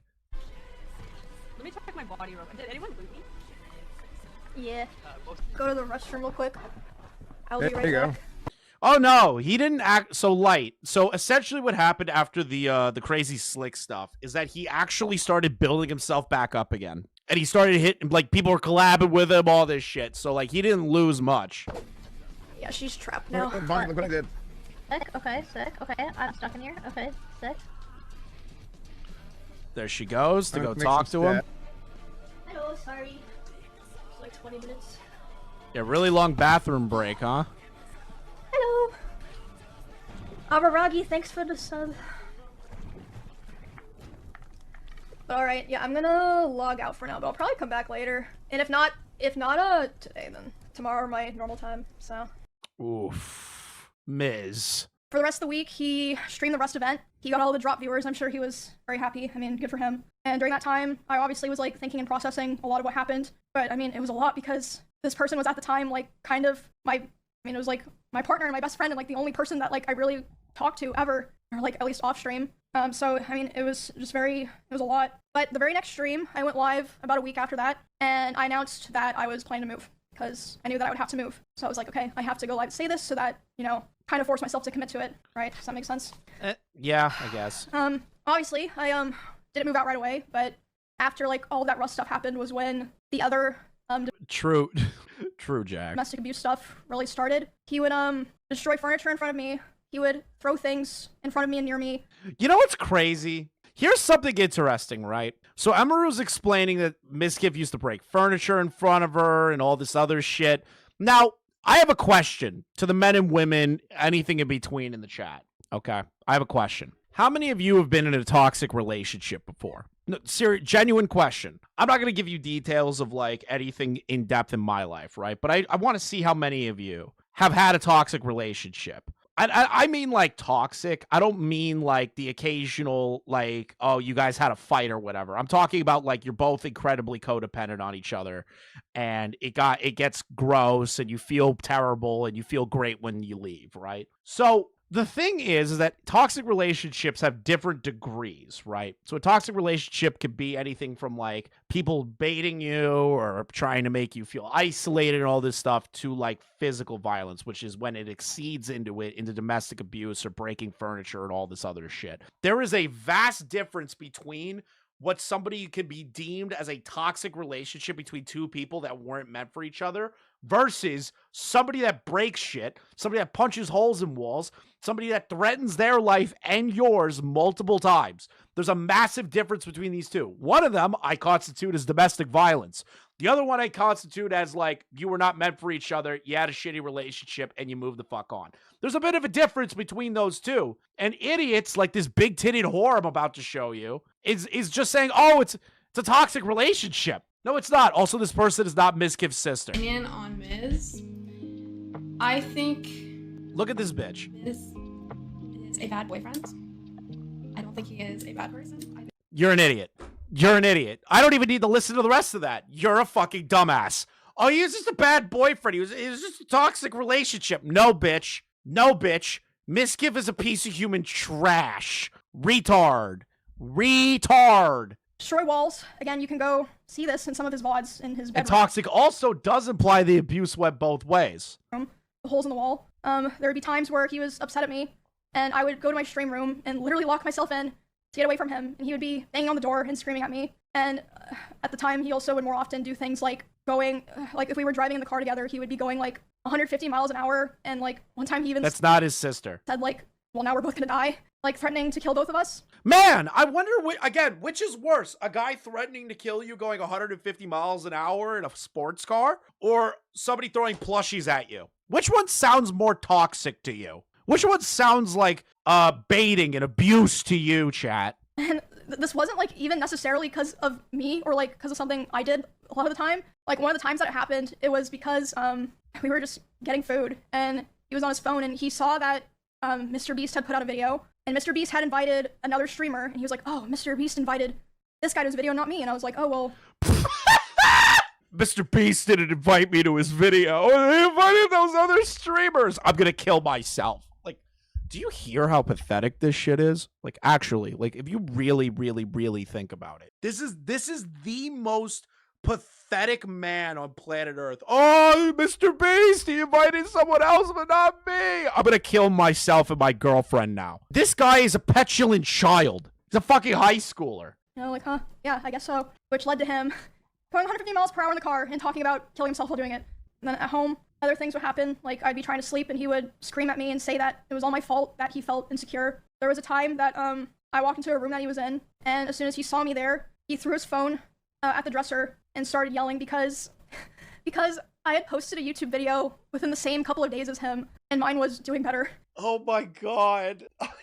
No fucking way. He crashed out, threw his phone, almost broke it, screamed at Emiru because the YouTube algorithm likes her audience is better than his. This is like actually the most pathetic fucking thing ever. I can't get over how many times I've said the word pathetic, but like there's no other way to describe Miz. There's a pathetic wretch. He's literally like that whole scene in Rick and Morty where Rick's like, Jerry, you're a worm, like you're a parasite and all this other shit. That's what Miz is. He's a fucking parasite. So basically, I felt like I was kind of stuck. Yeah, no, I have the context. In a loop where I felt like I had to constantly perform and like prove my value to not be thrown away.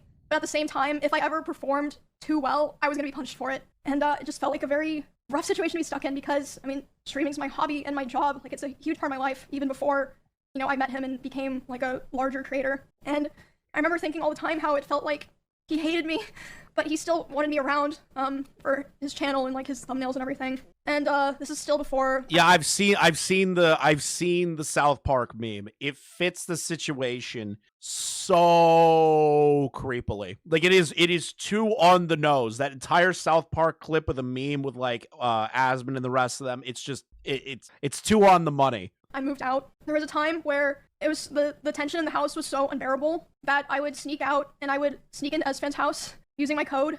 And Esfan didn't know why I was doing this. He saw me a couple times.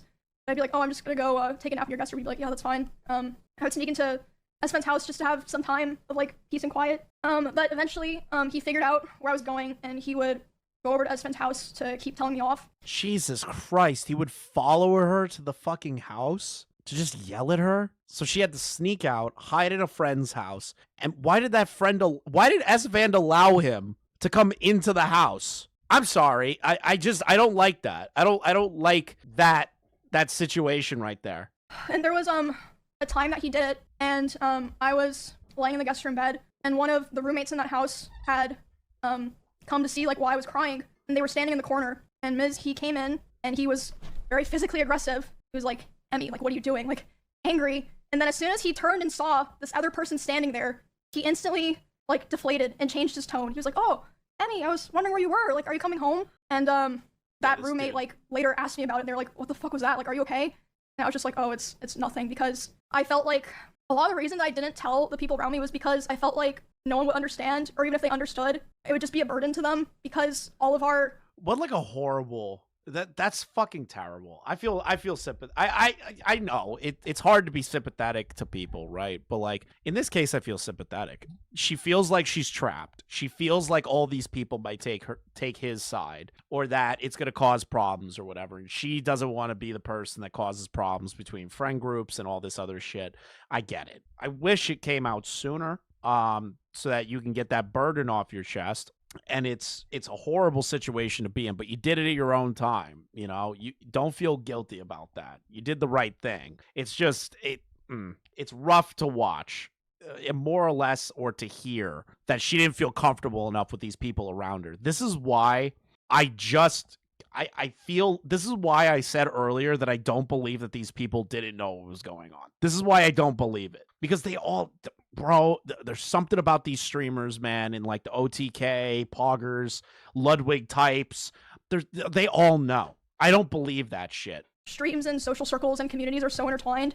I was like, maybe it's just better for me to deal with this and like hope things get better, basically. Nah, I feel bad for you.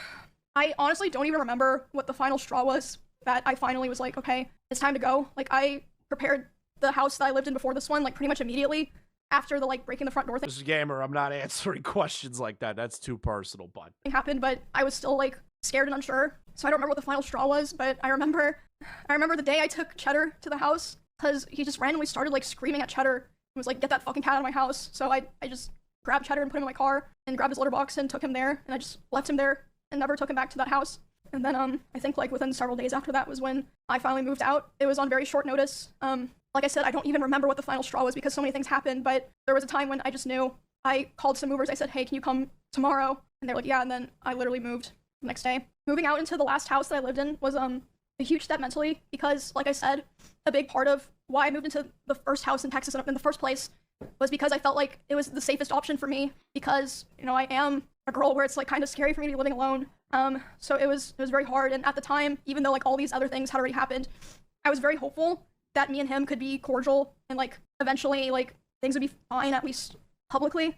Like, yeah, unfortunately, that's not going to happen, especially with how intertwined everything is. It sucks, but it's just never going to be that. It's never going to be that. I feel terrible. For stream reasons that, you know, everyone can just... I feel like the RV trip played a huge part of her coming forward. Well, yeah, the clip that I showed in the previous stream of her crying in the bathroom, talking about the Mizkif stuff without saying the Mizkif stuff, it definitely, like, compounded onto that. It definitely did. Keep streaming like nothing had happened, and, you know, at the time I thought that would be the best thing to do, and I felt like if I, you know, separated myself from him without explaining anything, people that watched us wouldn't understand and would attack me. I was That's the other side of the sword with this. This is the other part of it, right? That people, like, the streamers are terrified that the communities are going to attack each other. Like, everyone's afraid to go after Hassan on Twitch. They're all fucking cowards because they're afraid of Hassan's community. Like, in this case, this isn't like that at all. It's just a girl that plays video games and does cosplay on the internet. Like, that's all she does. She's not, like, the most special person or whatever. She's just a person that does video games and dresses up as anime characters. I understand why she was concerned that people were going to start turning on her. I get it. I do. And Mrs. Community is definitely not the nicest community at all. I remember during the Mizkif drama, when it initially dropped with the crazy slick stuff, his community went, like, ape shit wild on people. Like, I'm pretty sure they were, like, tweeting at Boblack's horrible shit. They were tweeting stuff at me and, like, other drama creators and people that turned against Miz. They were, like, saying horrible shit. So, like, I get why she would be concerned about that. Yeah, I mean, it ended up happening anyway, so. But, yeah, after I moved out, we, like I said, still... Chris's UC the leaked call W train, or his recent call with Twitch support, Miz will make excuses for bad behavior and downplay what he's doing. You see the leak call with Train. I've seen the leak call with Trainwreck's XQC, was it Asmongold, Mizkif, Crazy Slick? That happened during the Adriana Lee stuff. There's another leaked call with Trainwrecks? Kept in contact. I had hoped that somehow things would get better. He would always beg for me to come back, and he would promise therapy and change, and like even talk to other people and like kind of present like, oh, I want to. Oh no, that one? Yeah, okay. Yeah, I watched that in its entirety. I'm pretty sure it's on my channel somewhere. Change. I want to be better for Emmy or whatever, you know. There was a short period in October where we had broken up. Was Destiny not Asmon? For some reason, I remember Asmon being in there somehow. Because, I mean, honestly, it doesn't matter now. And when that happened, I honestly felt relieved because I was like, okay, finally, it's like on his terms, so that means he'll be satisfied and he'll be able to say it was his choice, and he'll leave me alone. Because whenever I would try to push for it, it just felt like I couldn't like really sever it, if that makes sense. But I mean, obviously, hence me doing the stream, that was not the end of it. A week after this breakup, pretty sure it was Destiny. I have a weird feeling Asmongold was a part of that somehow. He asked to come over to my house and talk from closure. He came to my house, and I was crying like crazy because the emotions were just very high, because I was dealing with a lot of major shifts in my life as a result of me attempting to try to distance myself from him. So yeah, we were just talking and I was crying a lot. He started to try to comfort me by hugging me while I was sitting on the couch and holding me really close to him. And when this was happening, we hadn't talked in quite a while, and I'm usually very uncomfortable with being touched a lot by people that I'm not in a relationship with, but I let him hold me while I was crying. Okay. I'm going to teach the men in my audience something so fucking stupid that you should all know. If a woman is crying and they hug you, that does not give you the right to do anything to that person. I'm going to be honest with you. You can comfort them if they are okay with that. But I can't believe I have to express that if a woman hugs you while they are bawling their eyes out emotionally, you should not make a move on them. I feel like that's something that the regular human being would look at and go, you know, that's not a good time to try and make a move. And he started kissing me in my face, and I let him do it. I was still sobbing a lot. Like, I don't even know how you get turned on by somebody crying. How do you do that? How do you as a man see a woman crying and go, damn, this is my time. This is my time to try and get some. What the fuck is wrong with you? Like, the most autistic person on planet Earth knows not to do that. Like, I don't understand how there are men and women, because women have done that too, where you think you could get away with that. And then he tried to climb on top of me and aggressively shoved his hand down my pants. And I screamed. Yeah. And when I screamed, he jumped off me. Dude, the fact that she's bawling her eyes out, right? Crying to a man. And he tries to mount her and shove his hands down her pants. How do you as a man look at that as an opportunity to try and get some? I'll never understand it. It took her to scream for you to get off of her. Like, what is, I can't wrap my fucking brain around that situation. Like a cat, like, and instead of apologizing or checking if I was okay, he said, I feel weird now. I feel like I did something wrong. I have to go. I feel like I did something wrong. Dude, the indication that a woman is crying in front of you and looking for comfort does not mean sex, Ms. Especially when you are not with that person. And even if you're with that person, you shouldn't be doing shit like that. You know what was probably going through his head when that happened, when he jumped off of her and was like, oh, I feel like I did something wrong? In his brain, he immediately thought, I'm going to be canceled for this. He thought of his career first than anything else. He did. I could reach into the mind of Mizkif and pull out his thoughts. I'm going to get canceled for this. This is going to be a story about me eventually. Is anyone shocked by that? Would you be shocked if that's what Miz's first thought was? Not about the girl that he loved, not about the girl that he cared about, not about the girl that he spent a good chunk of his life with, none of that stuff. He thought, this is going to ruin my career. And he immediately left my house while I was still crying without checking if I was okay or anything. And at the time, I was still making excuses for him, and I was still afraid of causing trouble for other streamers around us, or like, you know, making things weird for viewers. I know that probably sounds crazy, but like I just felt this pressure, like I had to try to keep things together, if that makes sense. It makes sense. It's just a horrible situation to be put in. God, the chat wants Leon. Oh, Leon, can you please behave yourself? Can you please behave yourself? It's a very serious situation. Can you behave yourself? What do you want? Hello? What do you want? What do you mean? I want to talk about rape. No, you don't. What are you talking about? Sexual assault. It's our favorite subject. You've been gone for so long, It's not Chris. my favorite. It's not my favorite subject. This subject makes me angry. But like, what do you want? What do you want? It's the only thing you stream about. Are you on your phone? Maybe. Bye. I'm not gonna listen to him rant on his phone. Yeah, I feel like I'd cause trouble for so many other people if I ever said anything bad about him, or if I caused rifts in our friend group or streamer group. I tried to stay on good terms with him and hold everything in, and also I still cared about him a lot, and I still at that point had hope that I can't win with him. I can't win with him. He was on his phone.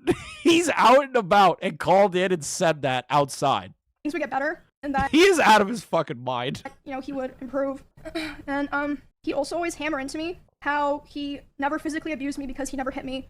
And he would coach me and tell me to tell people or other streamers who were asking about it because they were concerned. He would say, tell them. I'm so sorry. He did what? He'd also always hammer into me how he never physically abused me because he never hit me. And he would coach me and tell me to tell people or other streamers who were asking about it because they were concerned. He would say, bruh, are you fucking kidding me? He was coaching her? Hey, I never actually like physically punched you in the face. So you need to tell these people what my narrative is and tell them that so they stop asking fucking questions to me. Other people were concerned. Other streamers were like, hey, something's happening here. Do you need to talk? And she was like, I want to talk about it. And then Miz comes running in and Miz goes, hey, you can't say that. Chris, he's afraid of stuffed animals. He can't take harsh words. I know, right? Thank you for the $4.99, dude. He'd say, tell them that I never hit you. Make sure that they know that I never hit you. Yeah, make them make sure that I never hit you. What about you grabbing her when she was crying? What about the slamming the door stuff? What about the car going 150 miles an hour? This is, the priorities are fucking completely out the window with Miz. Around the same time, this was during OnlyFans 2, so I guess like December-ish. He would often message me in the middle of my streams and berate me for things like playing the same class as him in WoW because he thought it would make people think that I was better than him. It just gets more pathetic. First it becomes really dark and I'm like understanding and I want to be professional about it. And then I hear something like that where it's like, yeah, he wouldn't let me be the same class as him in WoW because he thought I would upstage him. Like... It's so pathetic. I can't like rationalize how somebody could treat another human being like this over something so petty. And again, like I said earlier, I felt like I was stuck in a constant loop where I had to perform well to not be thrown away. But if I performed too well, I was gonna be punished. And I actually wanted to show some of those messages because obviously a lot of these things, I'm not gonna fully read these out because I honestly just don't want to read them out. But I feel like I want to show them to like kind of okay show what I'm saying. Screenshot time. I wish okay, let's read this one. But how do you know it's not just someone who doesn't follow you, lol? Yes, I'm still waiting to be DPS, but for the dungeons, I have to tank. Yeah, you really don't? Like, you don't. How can I not tank in dungeons?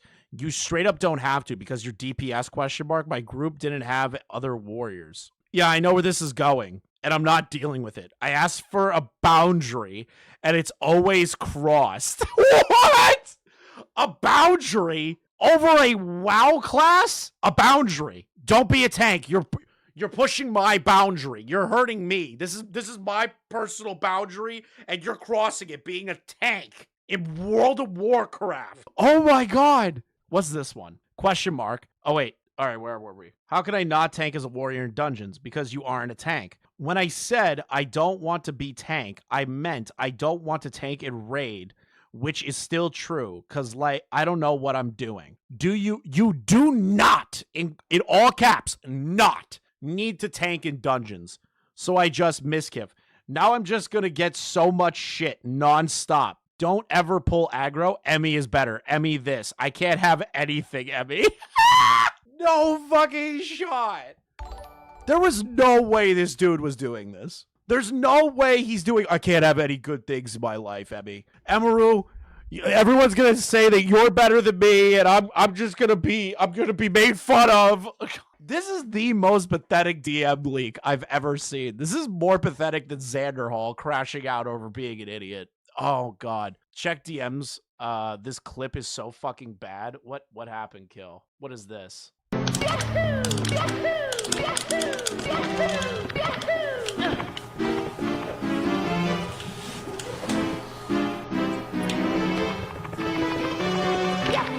Okay.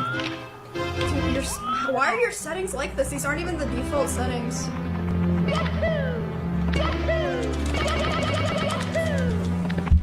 Oh, she's just better at everything than him. Oh! She's just better than everything. And I am planning to probably post the VOD of this somewhere, so if, you know... Alright, I want to read this. Emmy is better. Emmy this. I can have nothing, Emmy. You just take. What? Take. What did she take? What is she taking? They like her more because she's better than you. That's you as a failure not to get better. Like, what the fuck are you talking about? Let's see here. I don't understand what you want me to do. Not tank. Just that simple. What the fuck does that mean? You already played warrior when I told you we're going to get I told you were going to get compared. Don't pull. I'm not going to pull aggro because I'm a warrior. No, you're not. Another warrior can tank. This is ridiculous. You want to read this later? That's fine, I guess. What's this one? I don't have another warrior in any of my groups today and no warriors wanting to join. This seems like regular shit. So this is just her being like, there's no other class in my team that can handle this. I need to be a tank for those people. And he's like, you can't do that. You can't substitute your class because it'll make me look bad. Girl with 27K.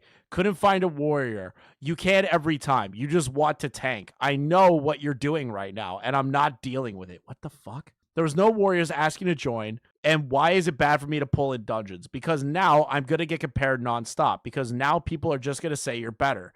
Because I told you this when you first told me you wanted to play warrior and already happening.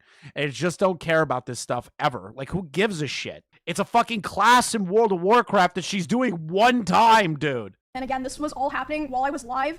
You can literally go find the stream and see me trying to deal with it. What's this one? Dude, don't dude me. I asked for one thing with you. Don't be a tank. This is the most controlling shit ever. This is over. Realize what this is about. Really think about this. He is acting this controlling and this crazy over her switching a class in World of Warcraft. This isn't like a real fight. This isn't like anything that would be constituted as something that is a serious situation to their relationship.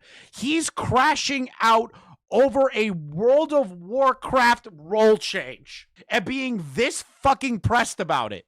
God can only know what happened behind the scenes. I'm playing the game. Tank, Emmy. Do it. Let me handle all the hate. Well, okay, so that's just him manipulating right there. Emmy, let me handle all the hate. Just tank. You know what, Emmy? Fine. You want to be a tank?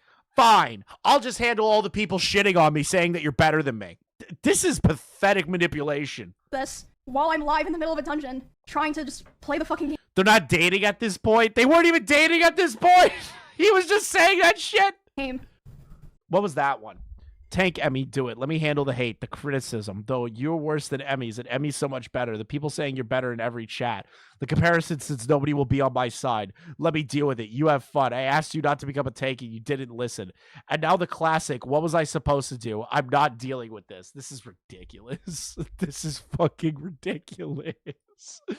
Okay, you're not on your phone anymore? Are you gonna take this seriously? You gotta have My what? husband if he would be mad if I was better than him at gaming. Hello. You laughed and All said, right. but you are better than Hi. me. Why would I be mad at that? Leon, let me ask you a question. If your girl was better at you at a video game type character class, Girl, hold you on. assume I like girls? Girl, man, whatever the fuck in between, I don't care. Let's say your partner is better at a role in World of Warcraft than you, and you're publicly streaming all this stuff, and these people are saying, hey, your girlfriend's better than you.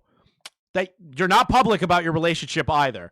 Would you crash out and send 1, 2, 3, 4, 5, 6 DMs total uninterrupted about it, saying you can't play that class? Does that sound like a normal 6? relationship to you? 6? No. 40? Yeah, because I'm 40's normal. 40's normal. Yeah, 40's normal. 40's Come on, normal. man. You Everyone gotta think gets about it. drunk once in a while and sends 40 text messages. You got to think about it, man. I'm the male in the relationship, so I have to be the dominant one. You got to play the devil's advocate. I can't be here. looking bad in front of my audience.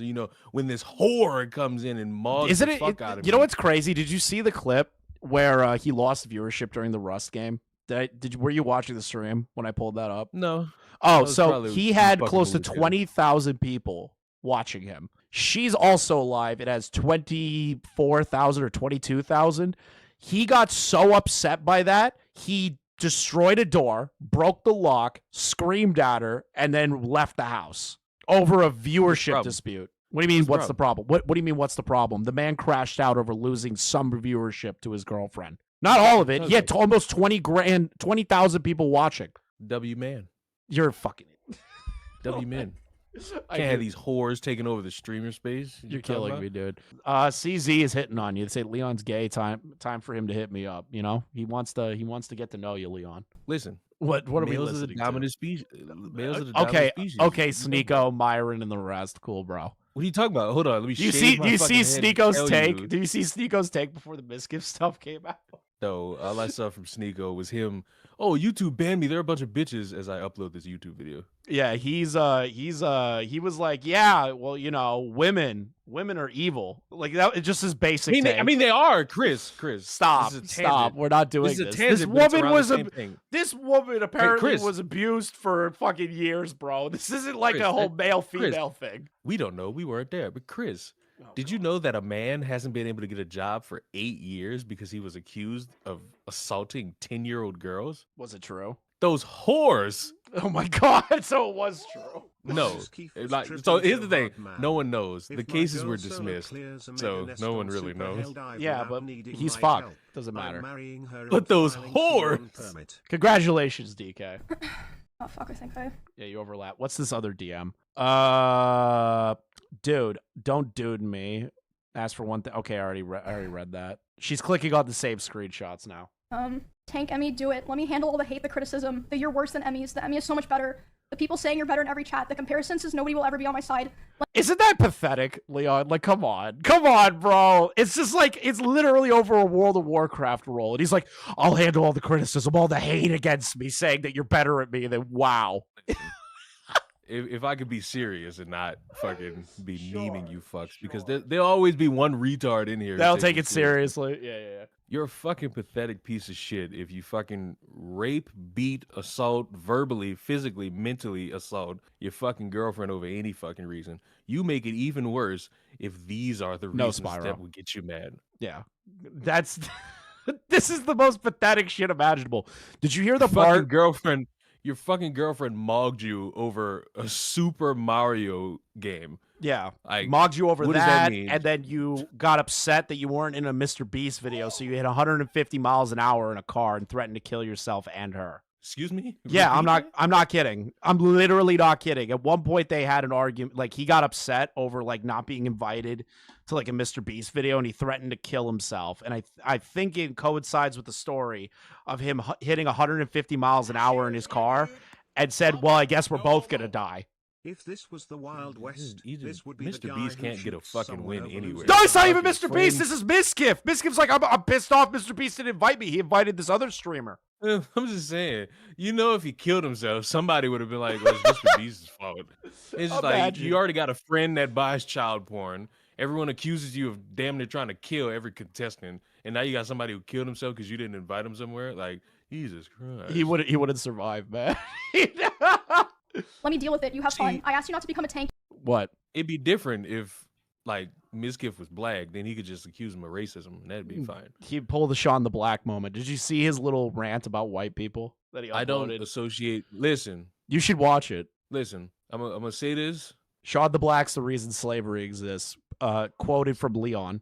Well, I didn't say that. Yes, you did. Yes, you did. Multiple times. Don't pretend that you didn't. I didn't say that just now. No, but you've said it before. I just assumed you were going to say it again. You have fun explaining that shit. Hello. Yeah, you were the one that wow, said it. I'll literally calm down, Jermaine. Calm down, Jermaine. Jeez, good God. Listen, what I was going to say was, my skin color often gets called into question because of people like Sean the Black. They're not really, what's the word, a functioning Negro in society. Okay. You didn't listen. And now it's the classic, what was I supposed to do? I'm not dealing with this. And like I said, you can go find the stream. But for context, I was playing Warrior in World of Warcraft in like a level 24 dungeon. It was like Silverpine. Like, it was just like, it wasn't even like, it was like dog shit gameplay, I'm gonna be honest. Like, so, yeah. Yeah, you can, read that later, I suppose, if, Like, I understand that she didn't click on all the screenshots, but, like, that was enough for me to recognize that this dude's a pathetic fucking wretch. I mean, that's all you ever yeah, like I said fucking before. need, because It's all this is you the unfortunate part. The unfortunate part. There's a lot of people are pieces of shit. Wait. I have a question for you. Like a legitimate question. Let me ask you this. So let me ask you. So she is accusing him of, while she was crying, he tried to make out with her and put his hand down her pants, threatened to kill her in a car, you know, slammed doors, threw shit at her, all this stuff, right? He comes out and goes, but she was a bad caretaker to her rabbits. I saw that. Does that wait? Let me listen, finish my question. Listen. Which one sounds worse to you, and is that going to overturn the allegations against Miz? Which sounds worse? Driving a car 150 miles an hour, threatening to kill you and your girlfriend over Mr. Beast, or being a really shitty rabbit owner? Which one sounds more toxic to you? I mean, if we're going off the past 2 weeks, being a shitty pet owner seems to be more of a lucrative thing to destroy your lifespan. Okay. But if you want an obvious answer, sure. Well, you know. But does that change the allegations? Threatening to, no. Like, imagine getting accused of rape, and you come out was like, you bullied a 5-year-old autistic. It's like, What one of those things is not like the other? L autistic child, you deserve it, but that's not really gonna negate being raped. True. Or abused physically, emotionally. It's not going to change any of that. Hold on. I was constantly trying so hard to compromise with him because I wanted to be cool and I wanted us to be able to coexist in the same streaming sphere. But I felt like because the reason I bring that up, Leon, I just thought about why I brought that up. It's because I'm seeing people in his audience try to use that to say, well, Emmy's a shitty person too. And it's like, okay, she could be shitty to her rabbits, but did she rape Mizkif? Did she assault Mizkif? Like, okay, this is a drastic tangent, but it's somewhat similar. Okay. You remember Andy Pants? Oh God, I don't want to talk about his kids getting taken from him. Oh well, too bad. All right, I guess we have to talk about it. His kids got taken away. Allegedly. Videos. Who gives a fuck? Not a piece of his content is factual. So no, it's all trash. His entire channel is just a complete fucking shithole. Apparently his kids got taken away from him. And this fucking still making videos like, oh, the downfall of man and women being allowed to vote is which started the downfall of society. Fucking says the guy who made AICP of his daughter. Yeah, okay. That, yeah, you know, that'd be a reason to take the kids away. Yeah, it's a good reason to take the kids away. Who's that guy? Who's that guy he was beefing with? I don't remember his name. Ant-Man. He was beefing with Ant-Man and Gamertron Show. Fucking Ant-Man posted that this man lost custody of his kids, and the replies are nothing but, so what if he got his kids taken away? Women shouldn't be allowed to vote. It's like, yep. But that's the same thing that is happening with this. But they're now, instead of kids being taken, I know, but instead of kids being taken away from somebody that made AICP of them, it's about rabbits dying. Wait a minute. People in the chat don't know. Yes, this motherfucker made a video game where in it there's AI child porn. There is. There's like a whole level in the game where there's like a school indoctrinated kids to like make CP or something. It is the most deranged fucking thing I've ever like heard of in my entire life. These are the same who sit there and tell y'all politics shouldn't be in games. Yeah. I could never win. Who the fuck is this guy? Look on my channel, Andy Pants Gaming. You'll find a few videos. He hated my whole existence, like ever since that one stream where I had like a little bit more viewers than him. And he would say that it was my fault that his stream was dying because most of his viewers liked me, and whenever he hit on another girl, they would be confused or not take it seriously because they knew that me and him were together privately. The game was taken down. The game was taken down by Steam due to like how fucking insane the game is. And then the AICP, in his words, was it didn't happen. And my game was to own the liberals. They took me down because the liberals hate me. Like that was his response. I'm posting AI child porn. Well, you got deleted? Well, that's the liberals. You fucking leftists. Yeah, you liberals. You absolute liberal fucking tankies. God, I hate that guy. And he said if he would be able to hit on other girls and convince them that it was real, he would get his career back. Wait, what? I'm sorry, what? I wanted to be cool and I wanted us to be able to coexist in the same streaming sphere. But I felt like I could never win, and he hated my whole existence. Like ever since that one stream where I had like a little bit more viewers than him. And he would say that it was my fault that his stream was dying because most of his viewers liked me. And whenever he hit on another girl, they would be confused or not take it seriously because they knew that me and him were together privately. And bro, that's your problem. Just ignore it. Who gives a shit what the chatters have to say? What the fuck? These dudes are not human, man. Like, who cares what the chat has to say? You have 90,000 people, like, spamming emotes and shit. How the fuck do you pick out of that group one person and go, man, you know, they made me feel bad about hitting on other women? It's like, bro, who gives a shit? Like, how pathetic are you? he said if he would be able to hit on other girls and convince them that it was real, he would get his career back. That was like started within the last couple of weeks that we spoke to each other.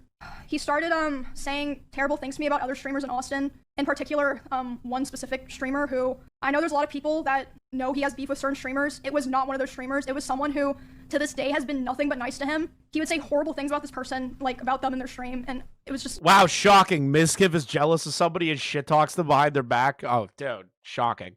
It was very hard to listen to, and just in general, he would say horrible things about other streamers in Austin, like, I quote, "I hate everyone here. You are all useless to me. You're worthless to me because it does nothing for my stream anymore to collab with any of you."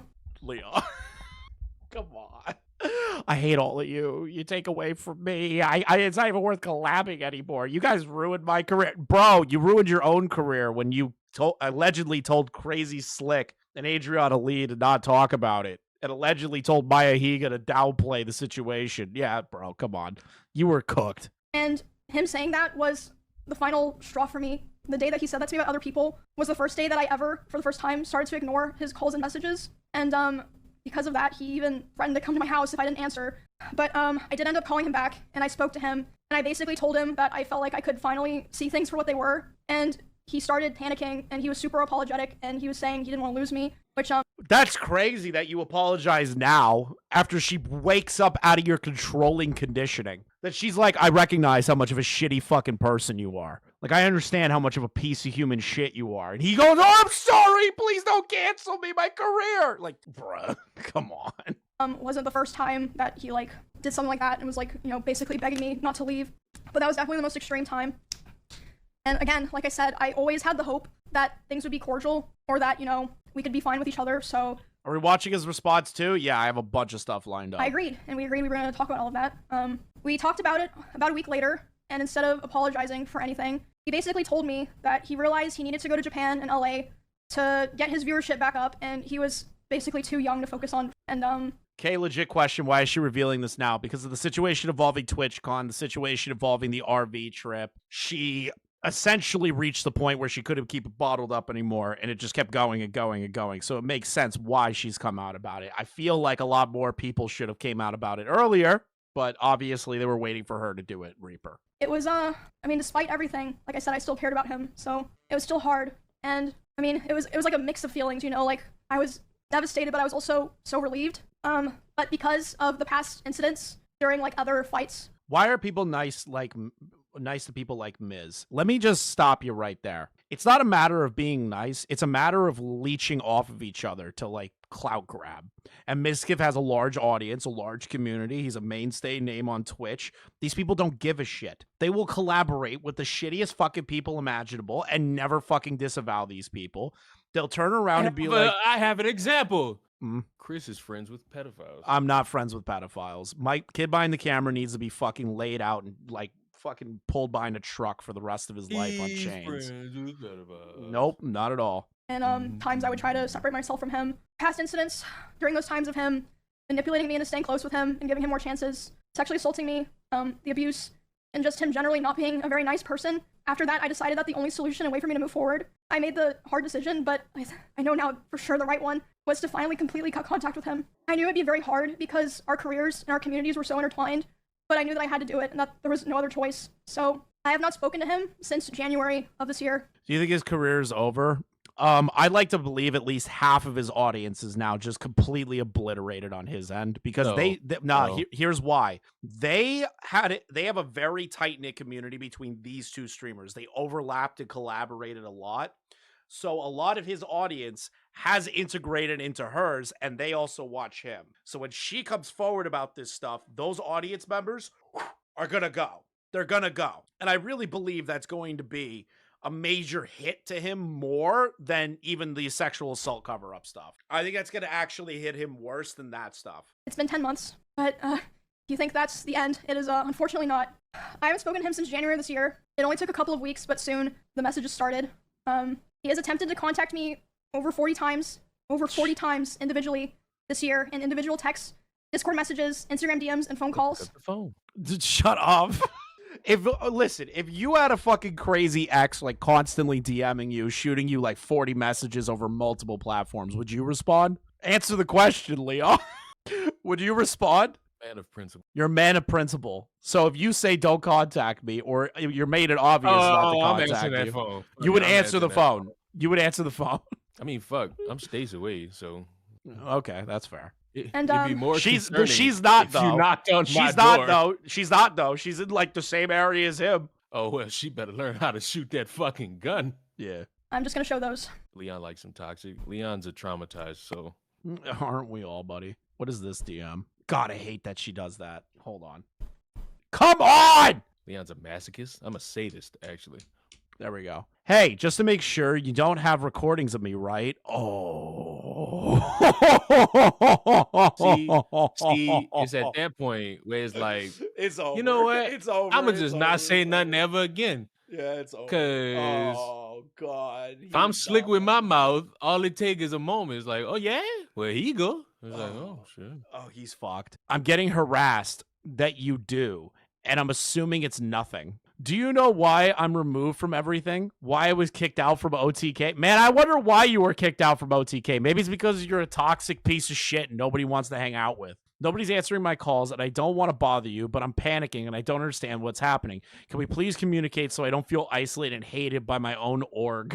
And at first, That's gonna blow up in his face. That message alone's gonna blow up in his face during his response stream. At first it started simple, be confusing messages. From what I understand, it's not just the Emmy stuff that caused Mizkif to be removed from OTK. That's at least what Asmongold's saying. Or like him expressing he was worried about things. Can you make this bigger, Emmy? Can you make it bigger? Like, first it wasn't anything weird. Okay.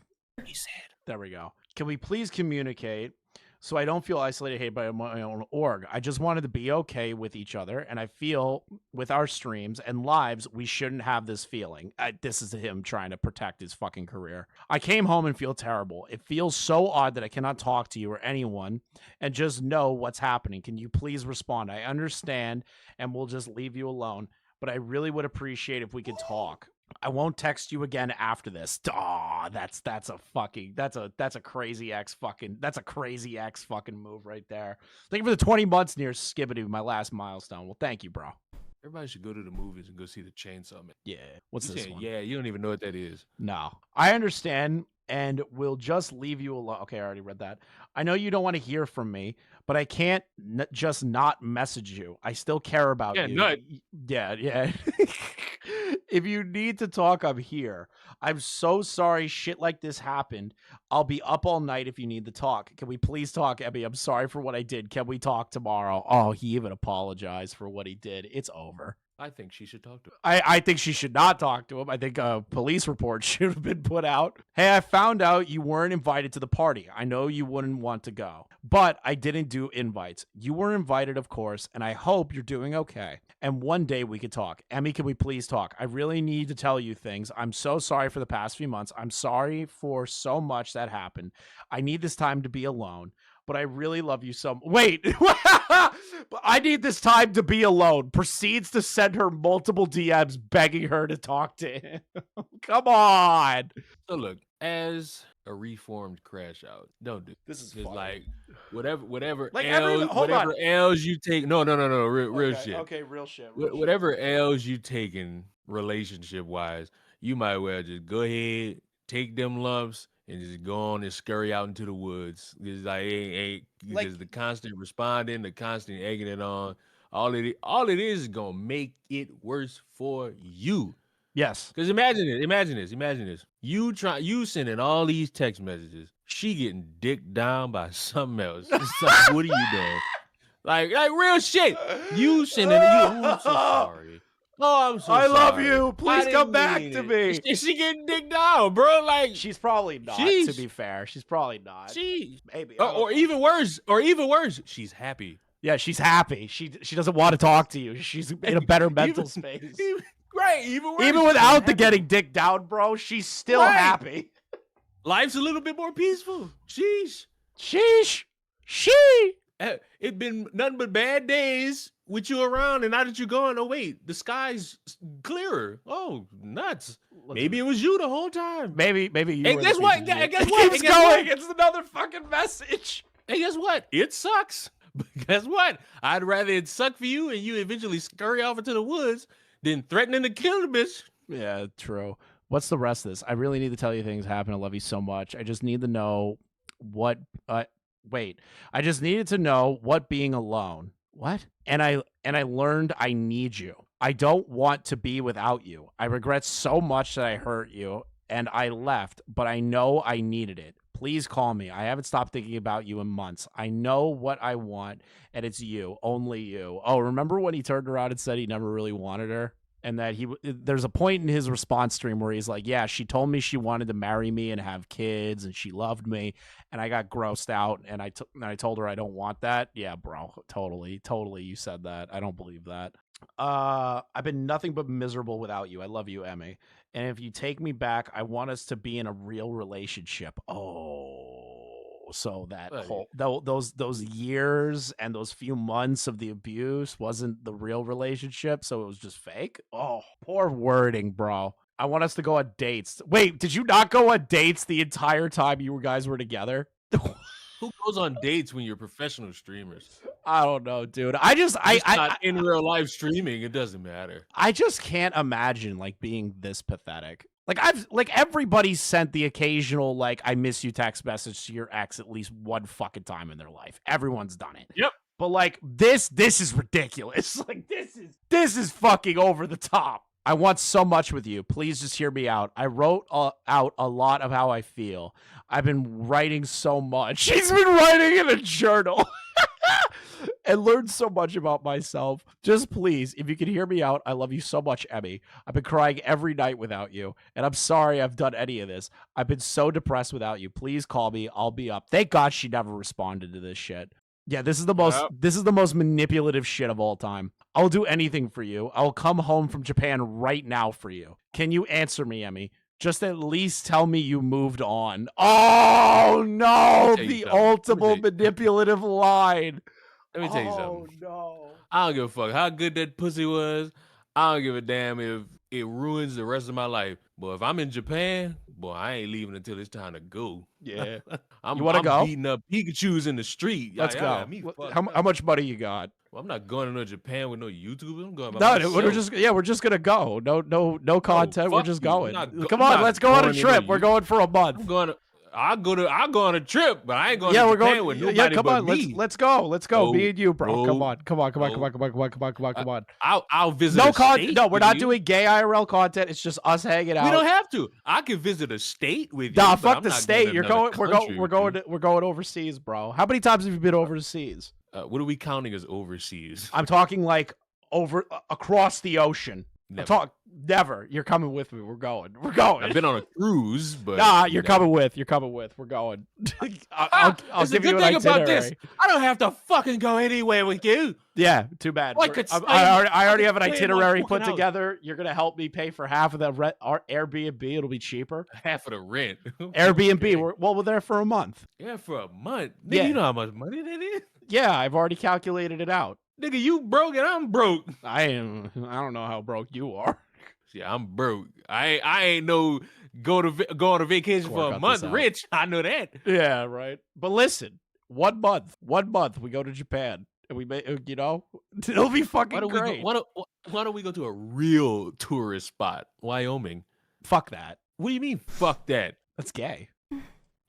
Okay, going to a great state is gay, but going to another country and Not wearing gay. yukatas Totally not and gay. beating up Pikachus in the street And black That's people. not They gay. don't like black people over there. I'm sorry. I forgot about Hong Kong that. Huey, I am not Johnny Somali. True. Let's read the rest of this. At least tell me you moved on. Hey, would you be willing to talk? Hey, I know it's been... Holy shit. This is between April to May. A whole month passed. Hey, I know it's been a while. I just want to say I'm going back to Austin next week, and I think that you and I should at least be able to talk and communicate. Bro! How many screenshots has he showed? 1, 2, 3, 4, 5, 6 screenshots so far. She ain't responding, homie. Let it go. I'm going to also be doing a lot of collabs, and I know you've been doing... whoever collabed with him after the Adriana Lee stuff needs to be fucking, like, investigated. I feel we should be amicable with each other, so it's not weird because we're both doing a lot of clubs, and I feel like it would be really weird considering we both also have the same or that we're just not talking to each other at all and have zero communication. This is him trying to defend his platform. This is him being like, I don't want my audience to catch on that me and my ex-girlfriend don't hang out with each other anymore. They're going to ask questions and I got to figure out what to say. This is him protecting himself. This isn't him out of genuine concern to maintain the friendship with her. It's just to protect himself. This is not someone who loves or cares about you. No, not at all. Whoever said that in the chat just said the most obvious take of all time. Was that another one?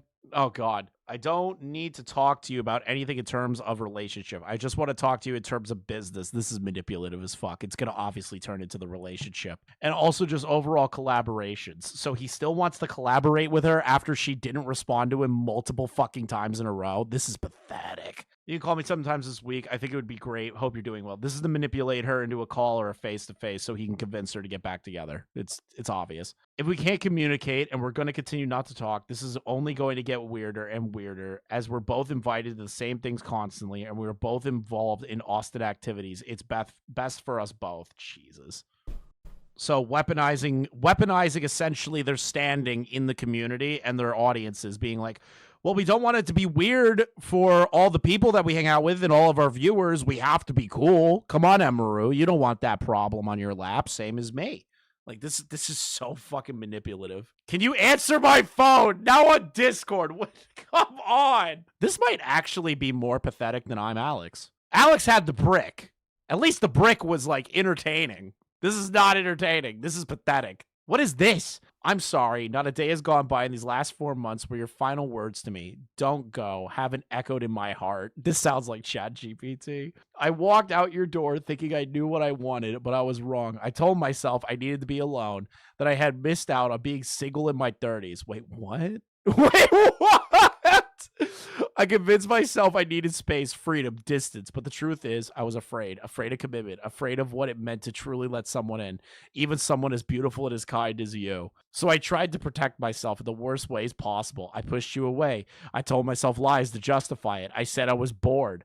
I said a relationship would hold me back. I said I didn't want to be with just one person. Oh no. He wanted a destiny thing. But those weren't truths. They were shields.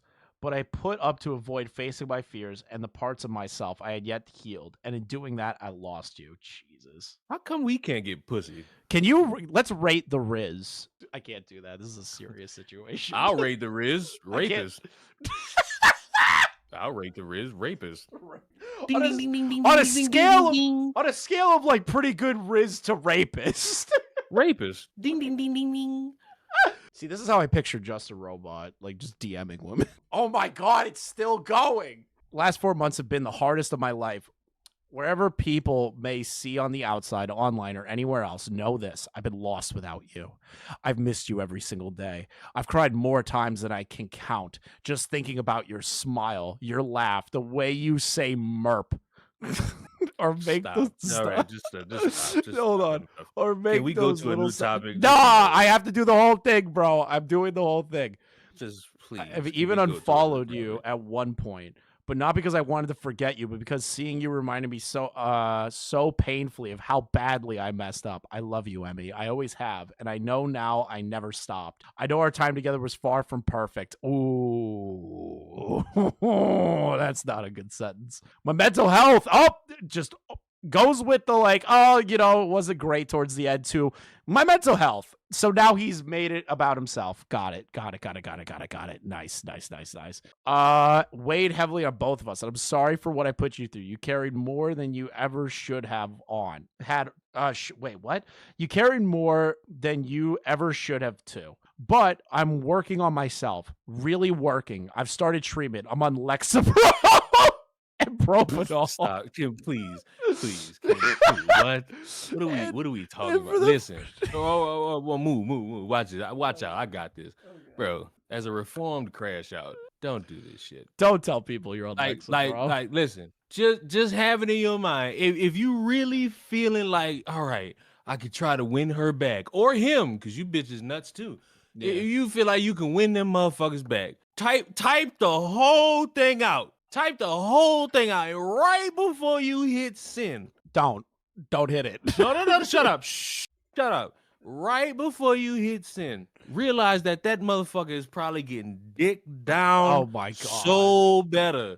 Like real shit. Cause you know these streamers all be hiding the fact that they're in relationships but we don't know anyway. about I know, this shut up.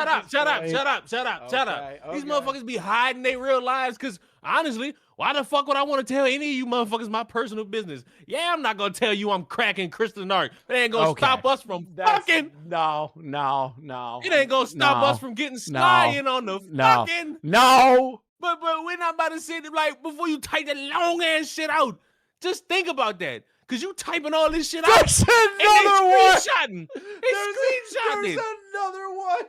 This is never ending. Oh my God. And now that I see things clearly, I know this without a shadow of a doubt. You're the love of my life. Remember when he turned around and said that she wasn't in his response? That's crazy.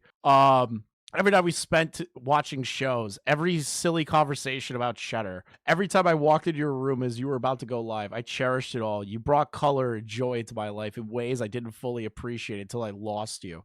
And I hate that I let fear and pain and pride blind me to how lucky I was to have you. Emmy, you still have a space in your heart for me. I would spend the rest of my life making things right, loving you the way you've always deserved to be loved, this time fully. I am leaving for LA, but I would make it work for you, even if we could start small. It's always been Matt and Emmy, and it still could be if you'll have me. He wrote Matt at the end. like she doesn't know who the fuck he is. Oh, dude. I feel terrible for her, but this is the funniest trauma dump I've ever seen. Another one! Come on! Can we please talk about what we, while you're here? A simple conversation would go very far with both of us. The lack of communication is very confusing, and I've been wanting to talk to you for a while. Oh, God. Oh, another one! Okay, the same one. Thank God. Is there more? Please say. Oh, okay, we already saw that one. There's so many. And keep in mind, this is only things that he sent to me. I can't document all the things that people told me that he was saying. And, it's just kind of a funny side note, I guess. I would like to highlight this message because, doesn't really matter, but... Did you see this part, Leon? Did you see this part? That credit score? No. I want you to listen very carefully to this part. I like this message because, So that really long response he just gave where it said Miss Matt at the end, just keep in mind to what you're about to hear. Really matter, but I ran it through a ChatGPT checker and, all the highlights, It's 58% ChatGPT. Bro, you ain't even genuinely lying? Like, what the fuck? You can't even lie genuinely, bro? Like, you supposed to just... if you gonna try to gaslight, you gotta gaslight with your best ever. You're using fucking AI to gaslight your ex-girlfriend. Like, you can't lie from the heart? Like, what the fuck? You have to use it. Bro, we're cooked as a society if we're using AI to try and get our girlfriends back. We're cooked. We're bad enough to use Grok to try to answer questions. ChatGPT to get their exes back and failing? Oh my God. I ain't gonna lie. I'm trying to kill myself after that. You can't get me no more.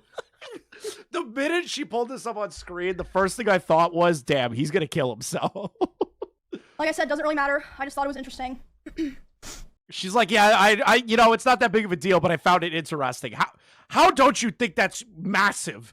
He didn't care. He wrote it through ChatGPT, Emiru. Like I said at first, Chad The messages were just simple things, like What is happening? Look at her chat. Her chat, they're all just laughing at him.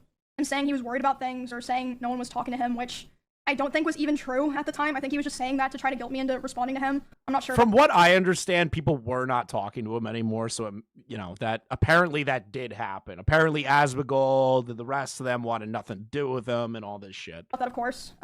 This also extended to in-person interactions because initially I made the mistake of thinking that I only had to cut him off through private communication and, we would be fine going to the same events and parties and such. I also had to start... Hold on, I'm still fucking sick. Oh, she's faking being sick. I made the mistake of thinking that I only had to cut him off through personal, private communication. But I also had to start avoiding going to the same parties or places I was worried he'd be in person. Because this was after he came back from his first trip to Japan. There was a party that I attended several months after I first... Is that first trip in Japan the one where he did, like, pull-ups on the cherry tree? Is that one? No contact with him. I was aware that he would be there, and I thought it'd be fine. I thought it wouldn't be a big deal. I thought I'll just let him have his space. I'll have my space. It's not a big deal. We're adults, right? During this party, I felt like he was following me I'll bring that up later, yo. around and monitoring me, but I thought that I was just being paranoid. I was like, it's probably just in your head. I was hanging out with Nick and Kachi and a couple other friends, and at some point, Nick was like, it's too fucking loud down here. Let's go upstairs. No one's upstairs. Let's just go, chill in a room and like talk where it's not so loud. And I was like, okay. So they as a group went upstairs first without me, but it took me a bit longer to get up there because someone like stopped me and was talking to me. And I did feel like, he was like standing pretty close to that person. I felt like he was watching me, but again, I thought I was just being paranoid. But I went upstairs, I was hanging out with Nick and Kachi and, our other friends. And then about 30 minutes later, the room that we're in, the door opens. It's Miz. He opens the door, makes eye contact with me, goes, ooh, and then closes the door and leaves. And I was like, what the fuck? I'm sorry, I find that to be fucking hilarious. He was like pouring his heart out using ChatGPT to get her back. And fucking opens the door, makes direct contact, goes, ooh. Yeah, just close. I can just picture his dumb fucking face doing that.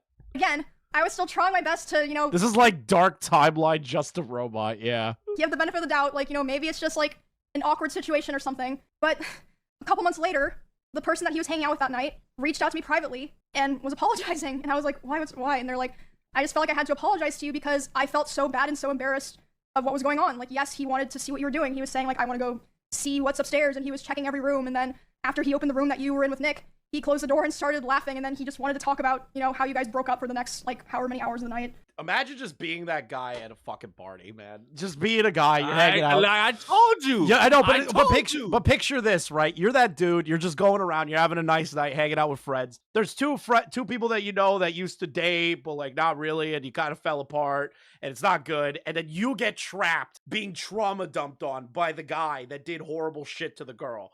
Like, I'd lose my mind. I'd be like, bro, stop talking to me about this. Like, this is your fucking bag. Leave me the fuck alone. I barely know who you are. Get the fuck away from me. So I was like, wow, that's good to know, I guess.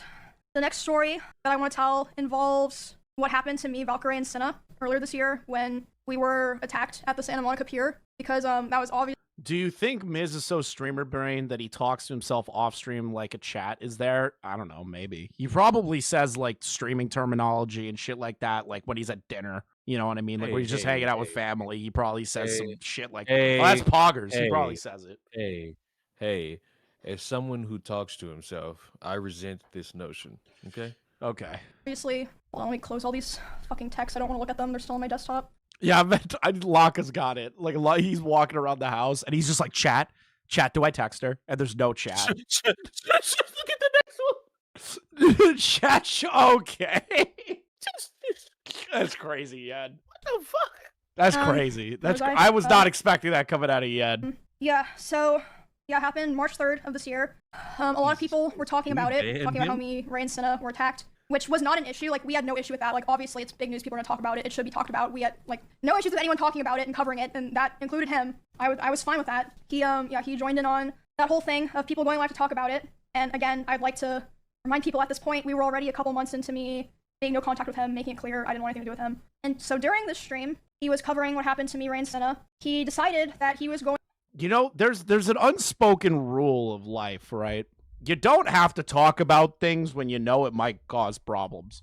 if your ex-girlfriend is getting stalked and all that shit and she doesn't want anything to do with you, she hasn't responded to you, maybe I'm going to wish you well in prayer. Just I'm not going to maybe. wish you well in public. Just maybe, don't talk about her active situation involving a guy trying to stalk her when you have sent 40 uninterrupted messages to her. Maybe not do that.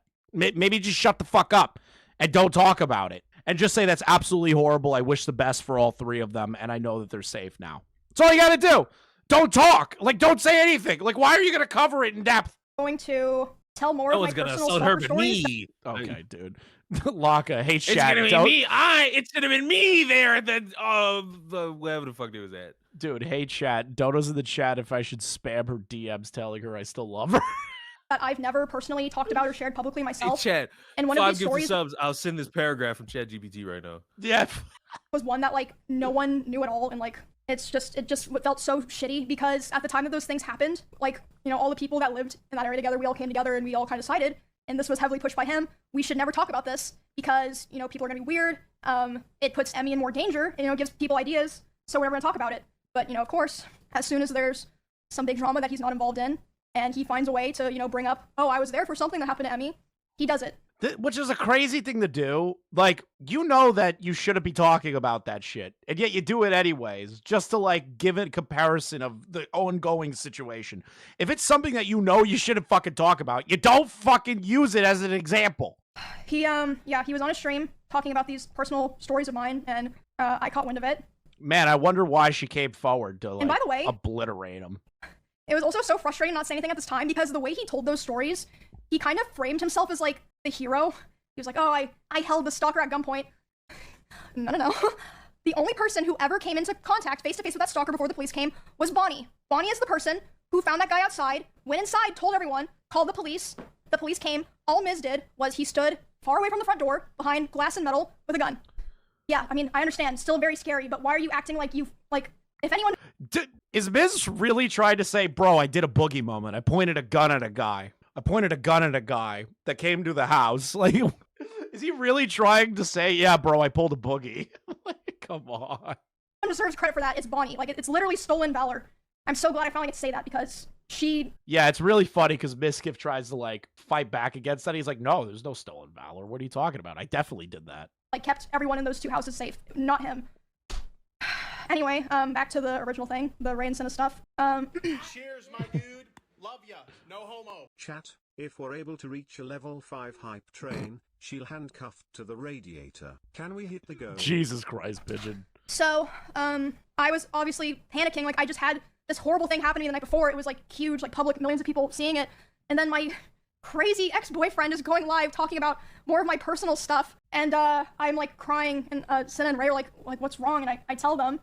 And I'm, like, panicking. I'm like, I need to call so-and-so, I need to call so-and-so, I need to call so-and-so.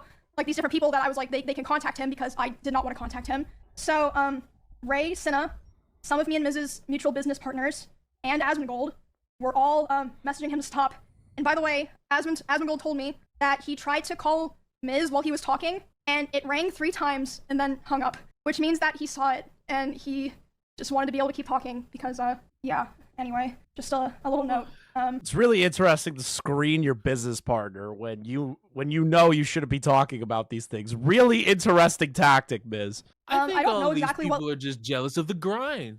Okay, dude. like the other people said to him, but Ray and Cinna told me that they were messaging him being like, bro, like, stop, what are you doing? Like, why are you doing this? And he was messaging them, who were also equally as traumatized as me, of course. They had gone through the same thing. Oh, what am I doing wrong? I'm letting people know what, you know, girls go through. Was that your job? As you do it to him. Anyway, damn. Yeah, that all happened a couple of months into me being no contact with him. And yeah, he was arguing with Ray and Cinna while they're trying to be like, bro, like, stop, like, you're making it worse. Alright, chat. How am I making it worse? I'm being an advocate for women! Yeah, right. At her or my phone. Jesus Christ, chat. He finished talking about my stuff and then reacted to Cinna and Ray's whole Remember, we're being sympathetic today, okay? Guys, stream. In 5 galaxies, I'll kill myself and blame fucking whatever the fuck her name is. Emiru. Don't do that. Don't do that. Where they were crying, addressing their communities, made sure to react to that, and then immediately went offline. Yes, I am sympathetic to this woman. I am. Genuinely. Why were This you guy, confused? Why were you confused this when guy, you said however, women? This guy, however, Why were you? No. So yeah, that was a terrible weekend. I got threatened to be stabbed, and then the next day, my weird ex was going live trying to self-insert so that he could make sure to farm his own clips. After that incident, his This is why I believe the notion of him, like, when he assaulted her, right? Like, allegedly assaulted her, where he shoved his hand down her pants while she was crying, right? That's why I'm saying this dude only cares about his fucking career, and that's, like, the first thing that pops into his fucking head. Because he knows he shouldn't be talking about the stalker situation at the house. And he still did it anyways, just so that he could stand himself on a moral soapbox and be like, guys, women go through horrible shit. Oh, why are you mad at me? I'm just defending women. And it's like, bruh, like, you know why you shouldn't be fucking talking about it. attempts to talk to me only ramped up, which I showed those texts. We went back to Japan, and during that trip, he was texting and calling me, trying to call me quite a lot, begging me to take him back, and... You guys are fucked. 10,000 bits right now. My girlfriend will put on the Tina Turner cosplay before I pull out the brass knuckle. At the same time, I heard that he was reaching out to quite a few other streamers who know both of us, and he was crying to them about how he wanted to get back together and how he thought someday we would reconnect and eventually get married. I don't think he even meant that, but I hope not. But I assume he did that with the hope that they would relay the messages back to me since I wasn't talking to him. And I mean, that's what he was hoping for. He's saying that shit because he's hoping that somebody will be dumb enough to go, did you know that Mizkif really loves you? You should talk to him. Like, that's what he was hoping for. I'm dead. I also had a couple other streamers report to me that he would obsessively watch my stream and not in a like, oh, I wonder what Emmy's doing right now way, or like having my stream open.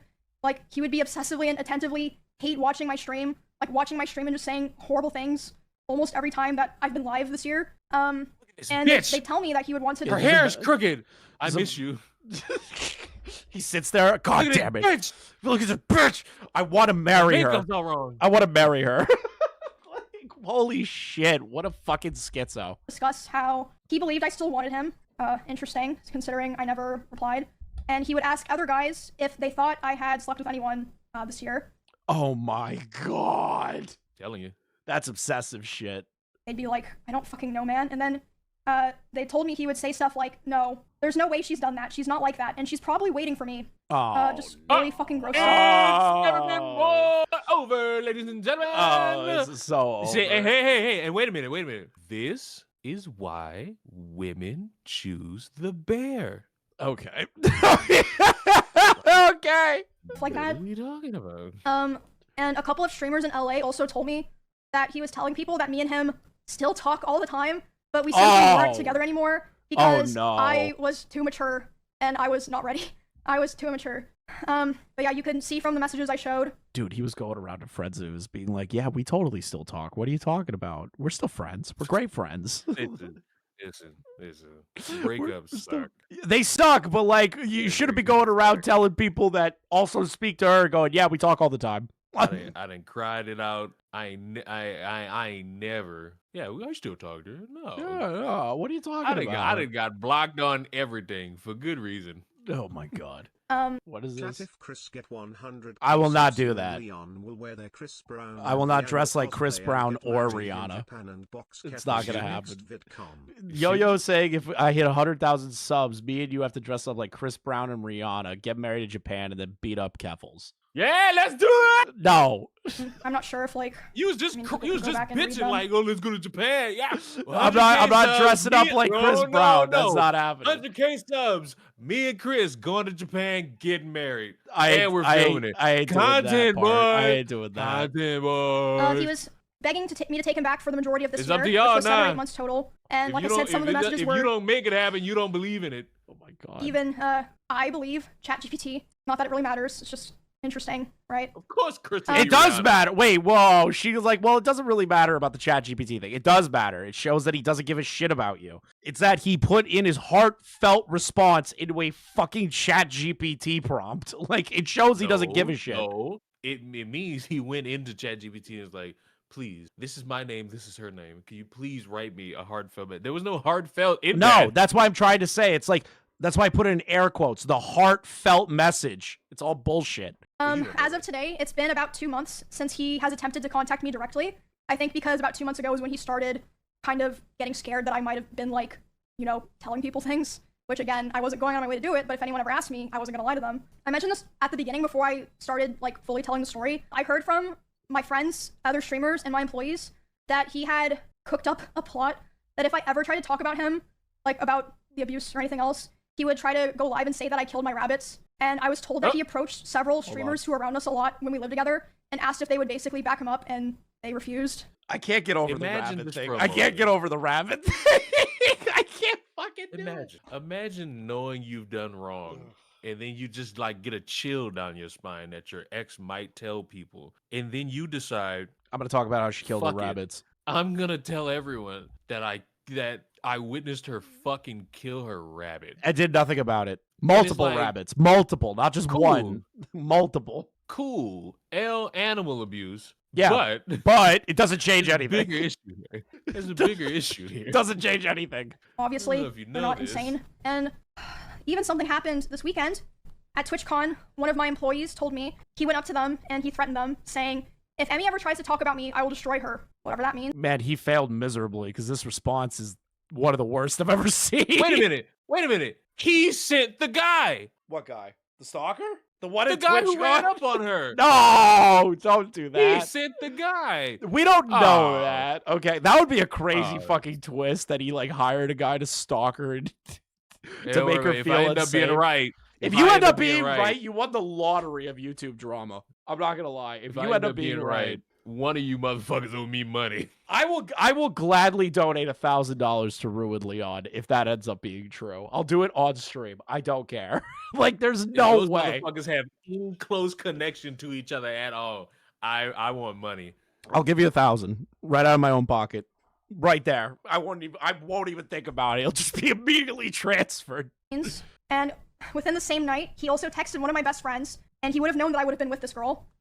He texted her saying, hey, worried about her. Hope she's okay. You know, right after Oh no, now he's starting to go to the friends. he just said to my employee and other people that he was going to try to destroy my life. Yeah, all in the same night. Yeah, that was Saturday. So that pretty much leads us to today. I feel like it's clear I've spent the last year of my life cutting him off and building a new life with people that actually care about me and doing my best to move on peacefully without causing any drama.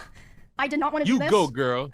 Yeah. A lot of people... I can't hate that. I can't hate it. I wish people knew earlier so that Mizkif could get fucking obliterated earlier, but like, it is what it is. Other creators actually told me that after his other allegations in 2022, if I wasn't the first person to stand up for him and start appearing on his channel again, they do not think that they would have gone back to helping him with his content. So, They would. I'm sorry, what? too.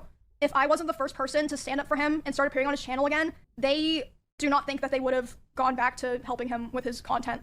These people are pathetic. All these fucking people that surround this shit. Like, oh, well, because Emmy's a part of it, you know, like, that means he's safe. Are you out of your fucking mind? What do you mean, Chris? Let me teach you something.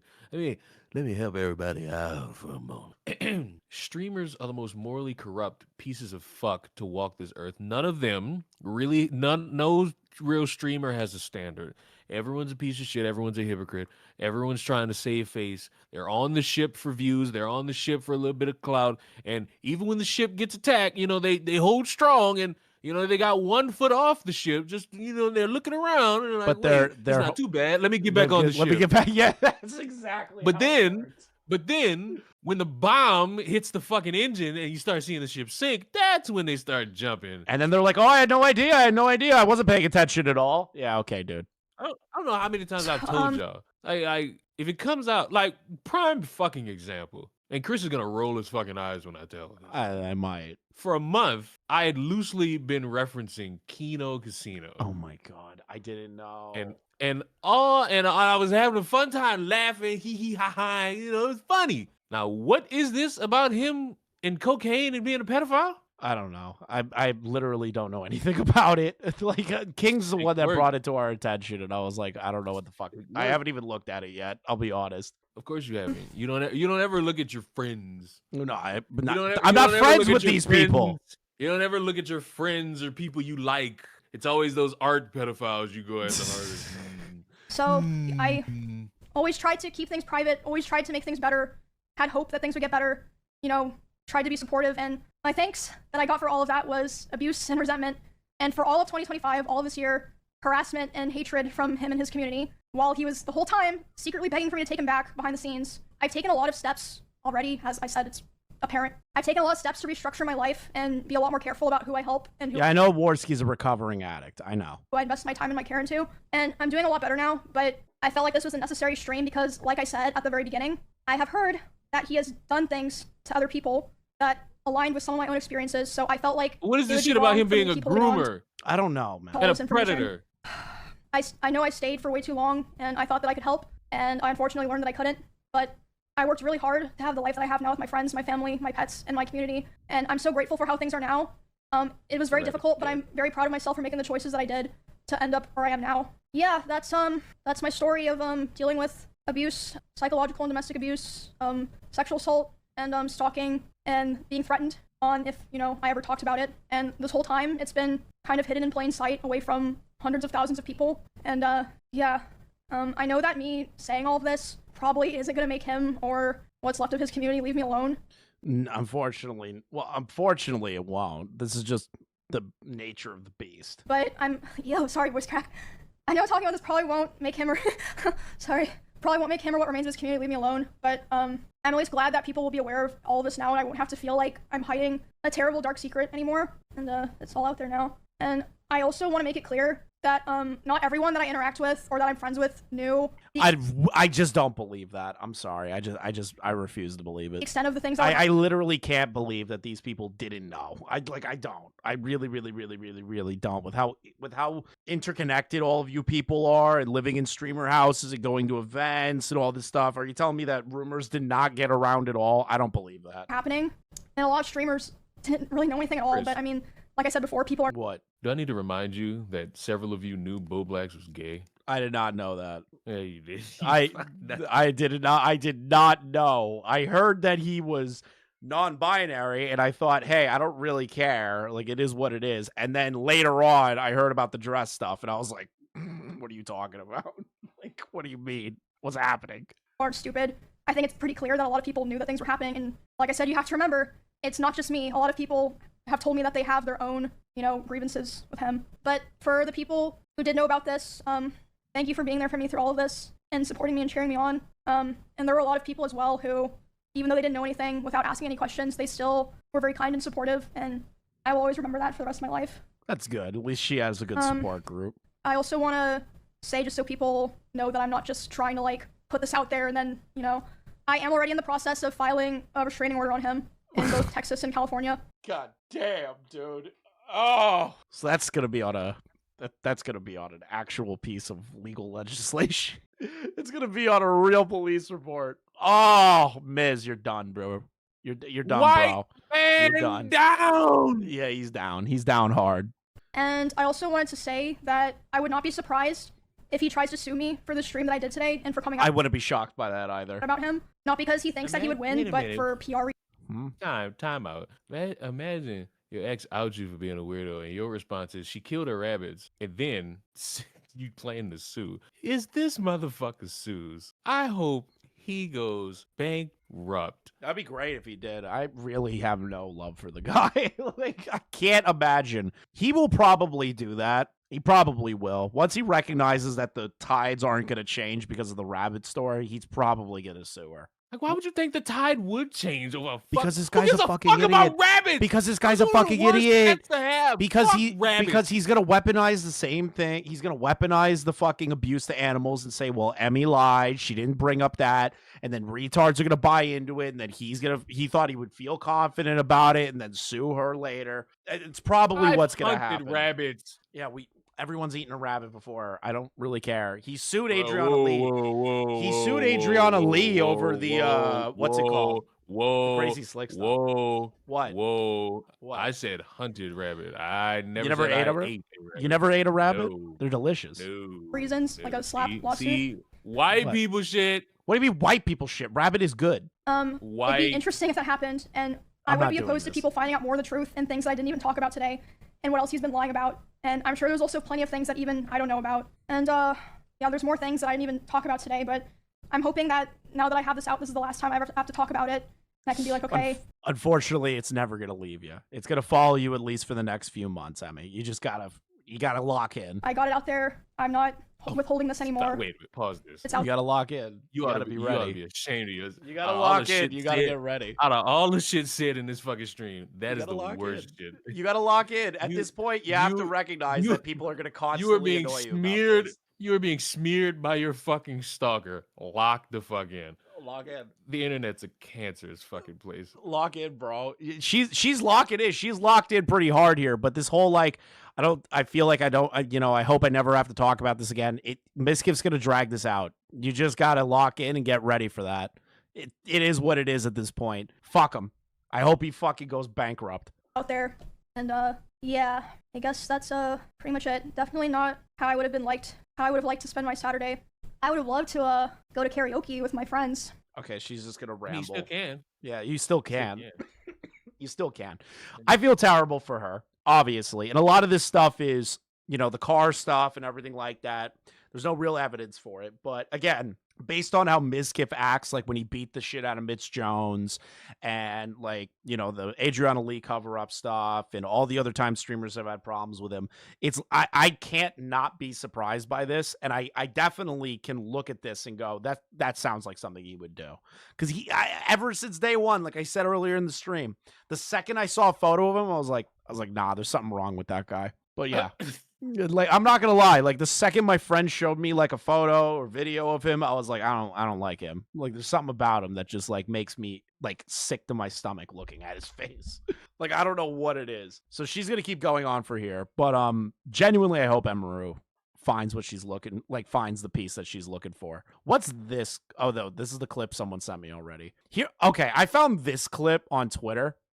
This is apparently an old clip of Maya Higa and fucking Mizkif.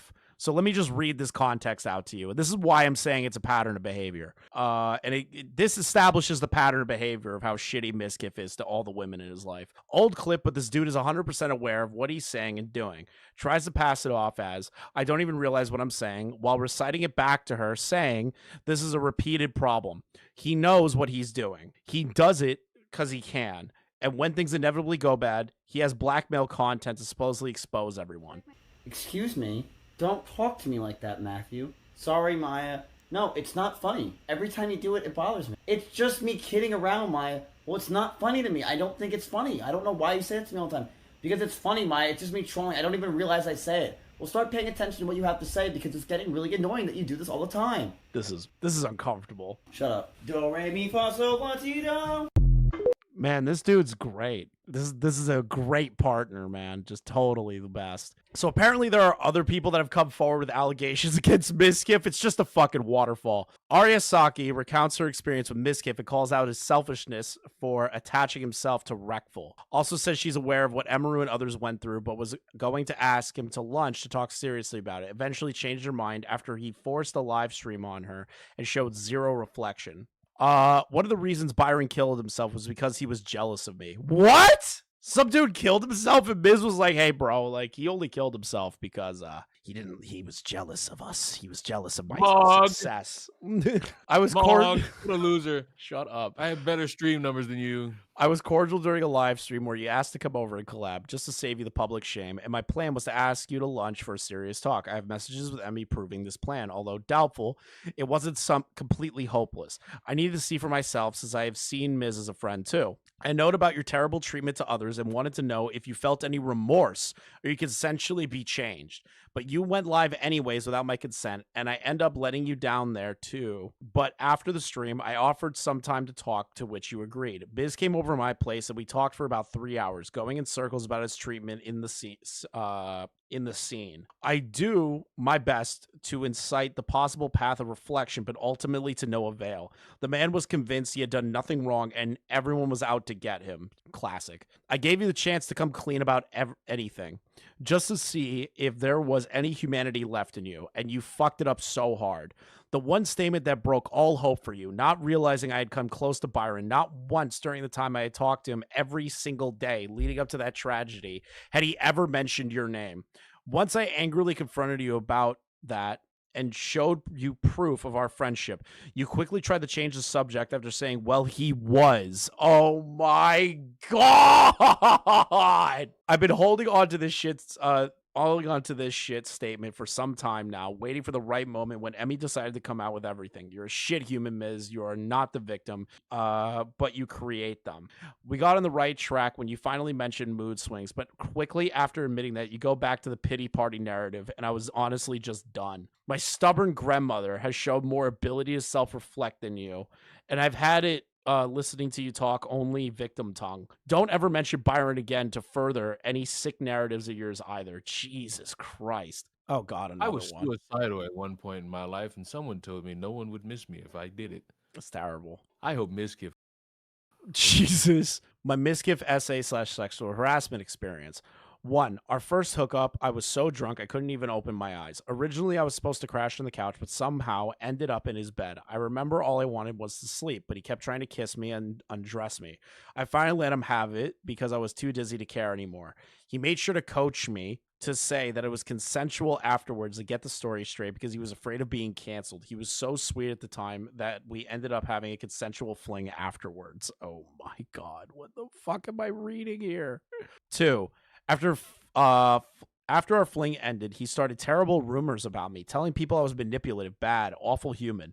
He would tell people that I cut myself during sex and that I was crazy. I would hear the most awful rumors from people I had just met even years later. He would continue talking about me long after we no longer interacted. This made me never reach out to people anymore. I was mortified of the rumors he spread and depressed over what people thought about me. Lakari is a witness to the depression Mizkif has caused me. He's also witness to the harassment I experienced long after the fling was over. 3. During my relationship with Lakari, he regularly talks shit about me and constantly tell Lakari he doesn't know the real, I don't know how to pronounce your name, lady. He tried poisoning our relationship the whole time. He would plant ideas in Lakari's head and start fights. After the relationship with Lakari ended, Miz upped the shit talking even more. Lakari noted that it looked like Miz was actively trying to ruin my reputation. I would hear how everyone in Austin hates me because of what Miz would say. I think Emiru's super brave in coming out with her story. I struggle with posting this as I don't want to be associated with or tied to him at all, but I want to corroborate her story with my personal hell Mizkif gifted me. Jesus fucking Christ.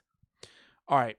Wow, now we got, why is it such now a we coincidence got the that- Asmongold wow, why stuff. is Can it I such a pause this? coincidence that- Okay, guess not. I would love for this computer to fucking work. Asmongold calls out Miz Kids. Large part of his community. Okay, so we're just gonna listen to this. I'm just curious where Asmongold goes. Wow, why is it such a coincidence that all the people in Austin and also LA don't talk to him? I think he's also like, there's been a large part of his community that's been trying to like actively downplay and spread misinformation. No shit, we told you all that before, and all of you were just like, well, Miz is Miz. And it's like, no shit, Sherlock. And lie.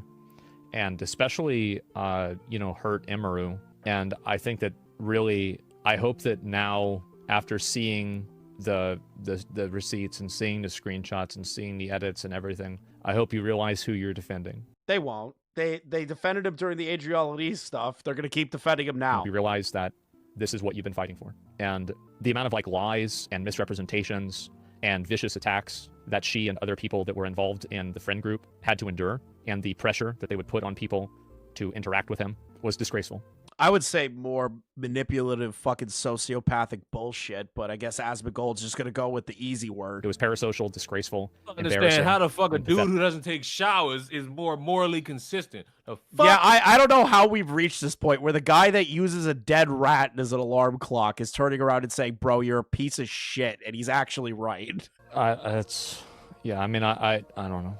But, and so, it always was bad vibes. I mean, in a way, like, there's a part of me that feels kind of responsible, in a way. Partly responsible? Dude, you guys all came together under the same organization and, like, hung out with him and shit. Like, come on. Because, like, You guys, in a sense, are responsible for giving him a larger platform each and every time, but okay. Wish I had just known more if I was able to just... Which is fair, but at the same time, after the Adriana Lee stuff, you guys should have fucking, like, every streamer in the fucking world should have cut him off. Know more and be more assertive and, everything. But at the end of the day, I mean, I can't really fucking know everything. And I don't think anybody thought it was as bad as it was. And I apologize for... Why is he playing this music while talking about this? For, platforming Miz to the extent that I did.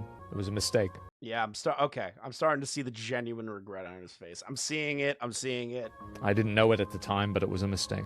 The thing is, though, during the Adriana Lee stuff, like, come on, man, like, you guys, after the fact, like, can we not forget that part? So, okay, what's next? Another Asmongold clip. Asmongold tells the story of the reason he is not talking about Mizkif for the past 6 months due to a situation that happened between him, Emiru, Cinna, and Valkyrie. Interesting.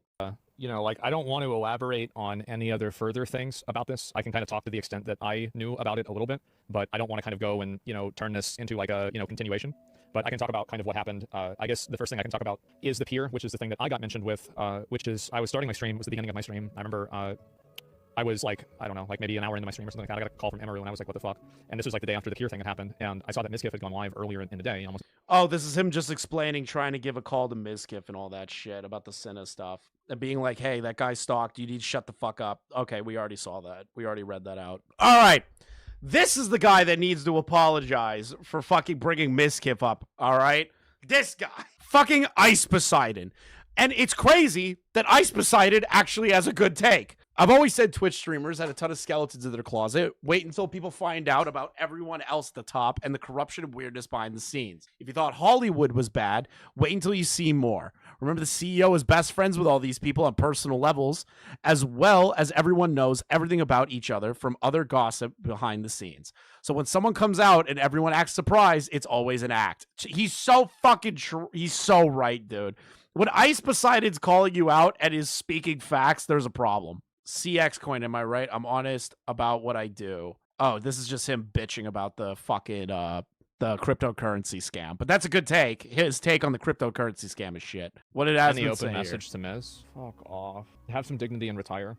Jesus. Speaking truth. Again, the guy that rubbed his blood, the gum on his blood, like he stuck his fingers in his mouth and would put blood stains on the wall. That sounds more human than the other guy. Like, I really, I mean, that's my honest, like, what advice do you have? There it is. Hey guys, thank you for watching the clip. Thank you, Core, for doing the editing. Make sure you give him a follow on Twitter. And make sure you like, comment, and subscribe if you are new. Check out the link in the description for the lolcow trading card game. There's a brand new pack called Series X.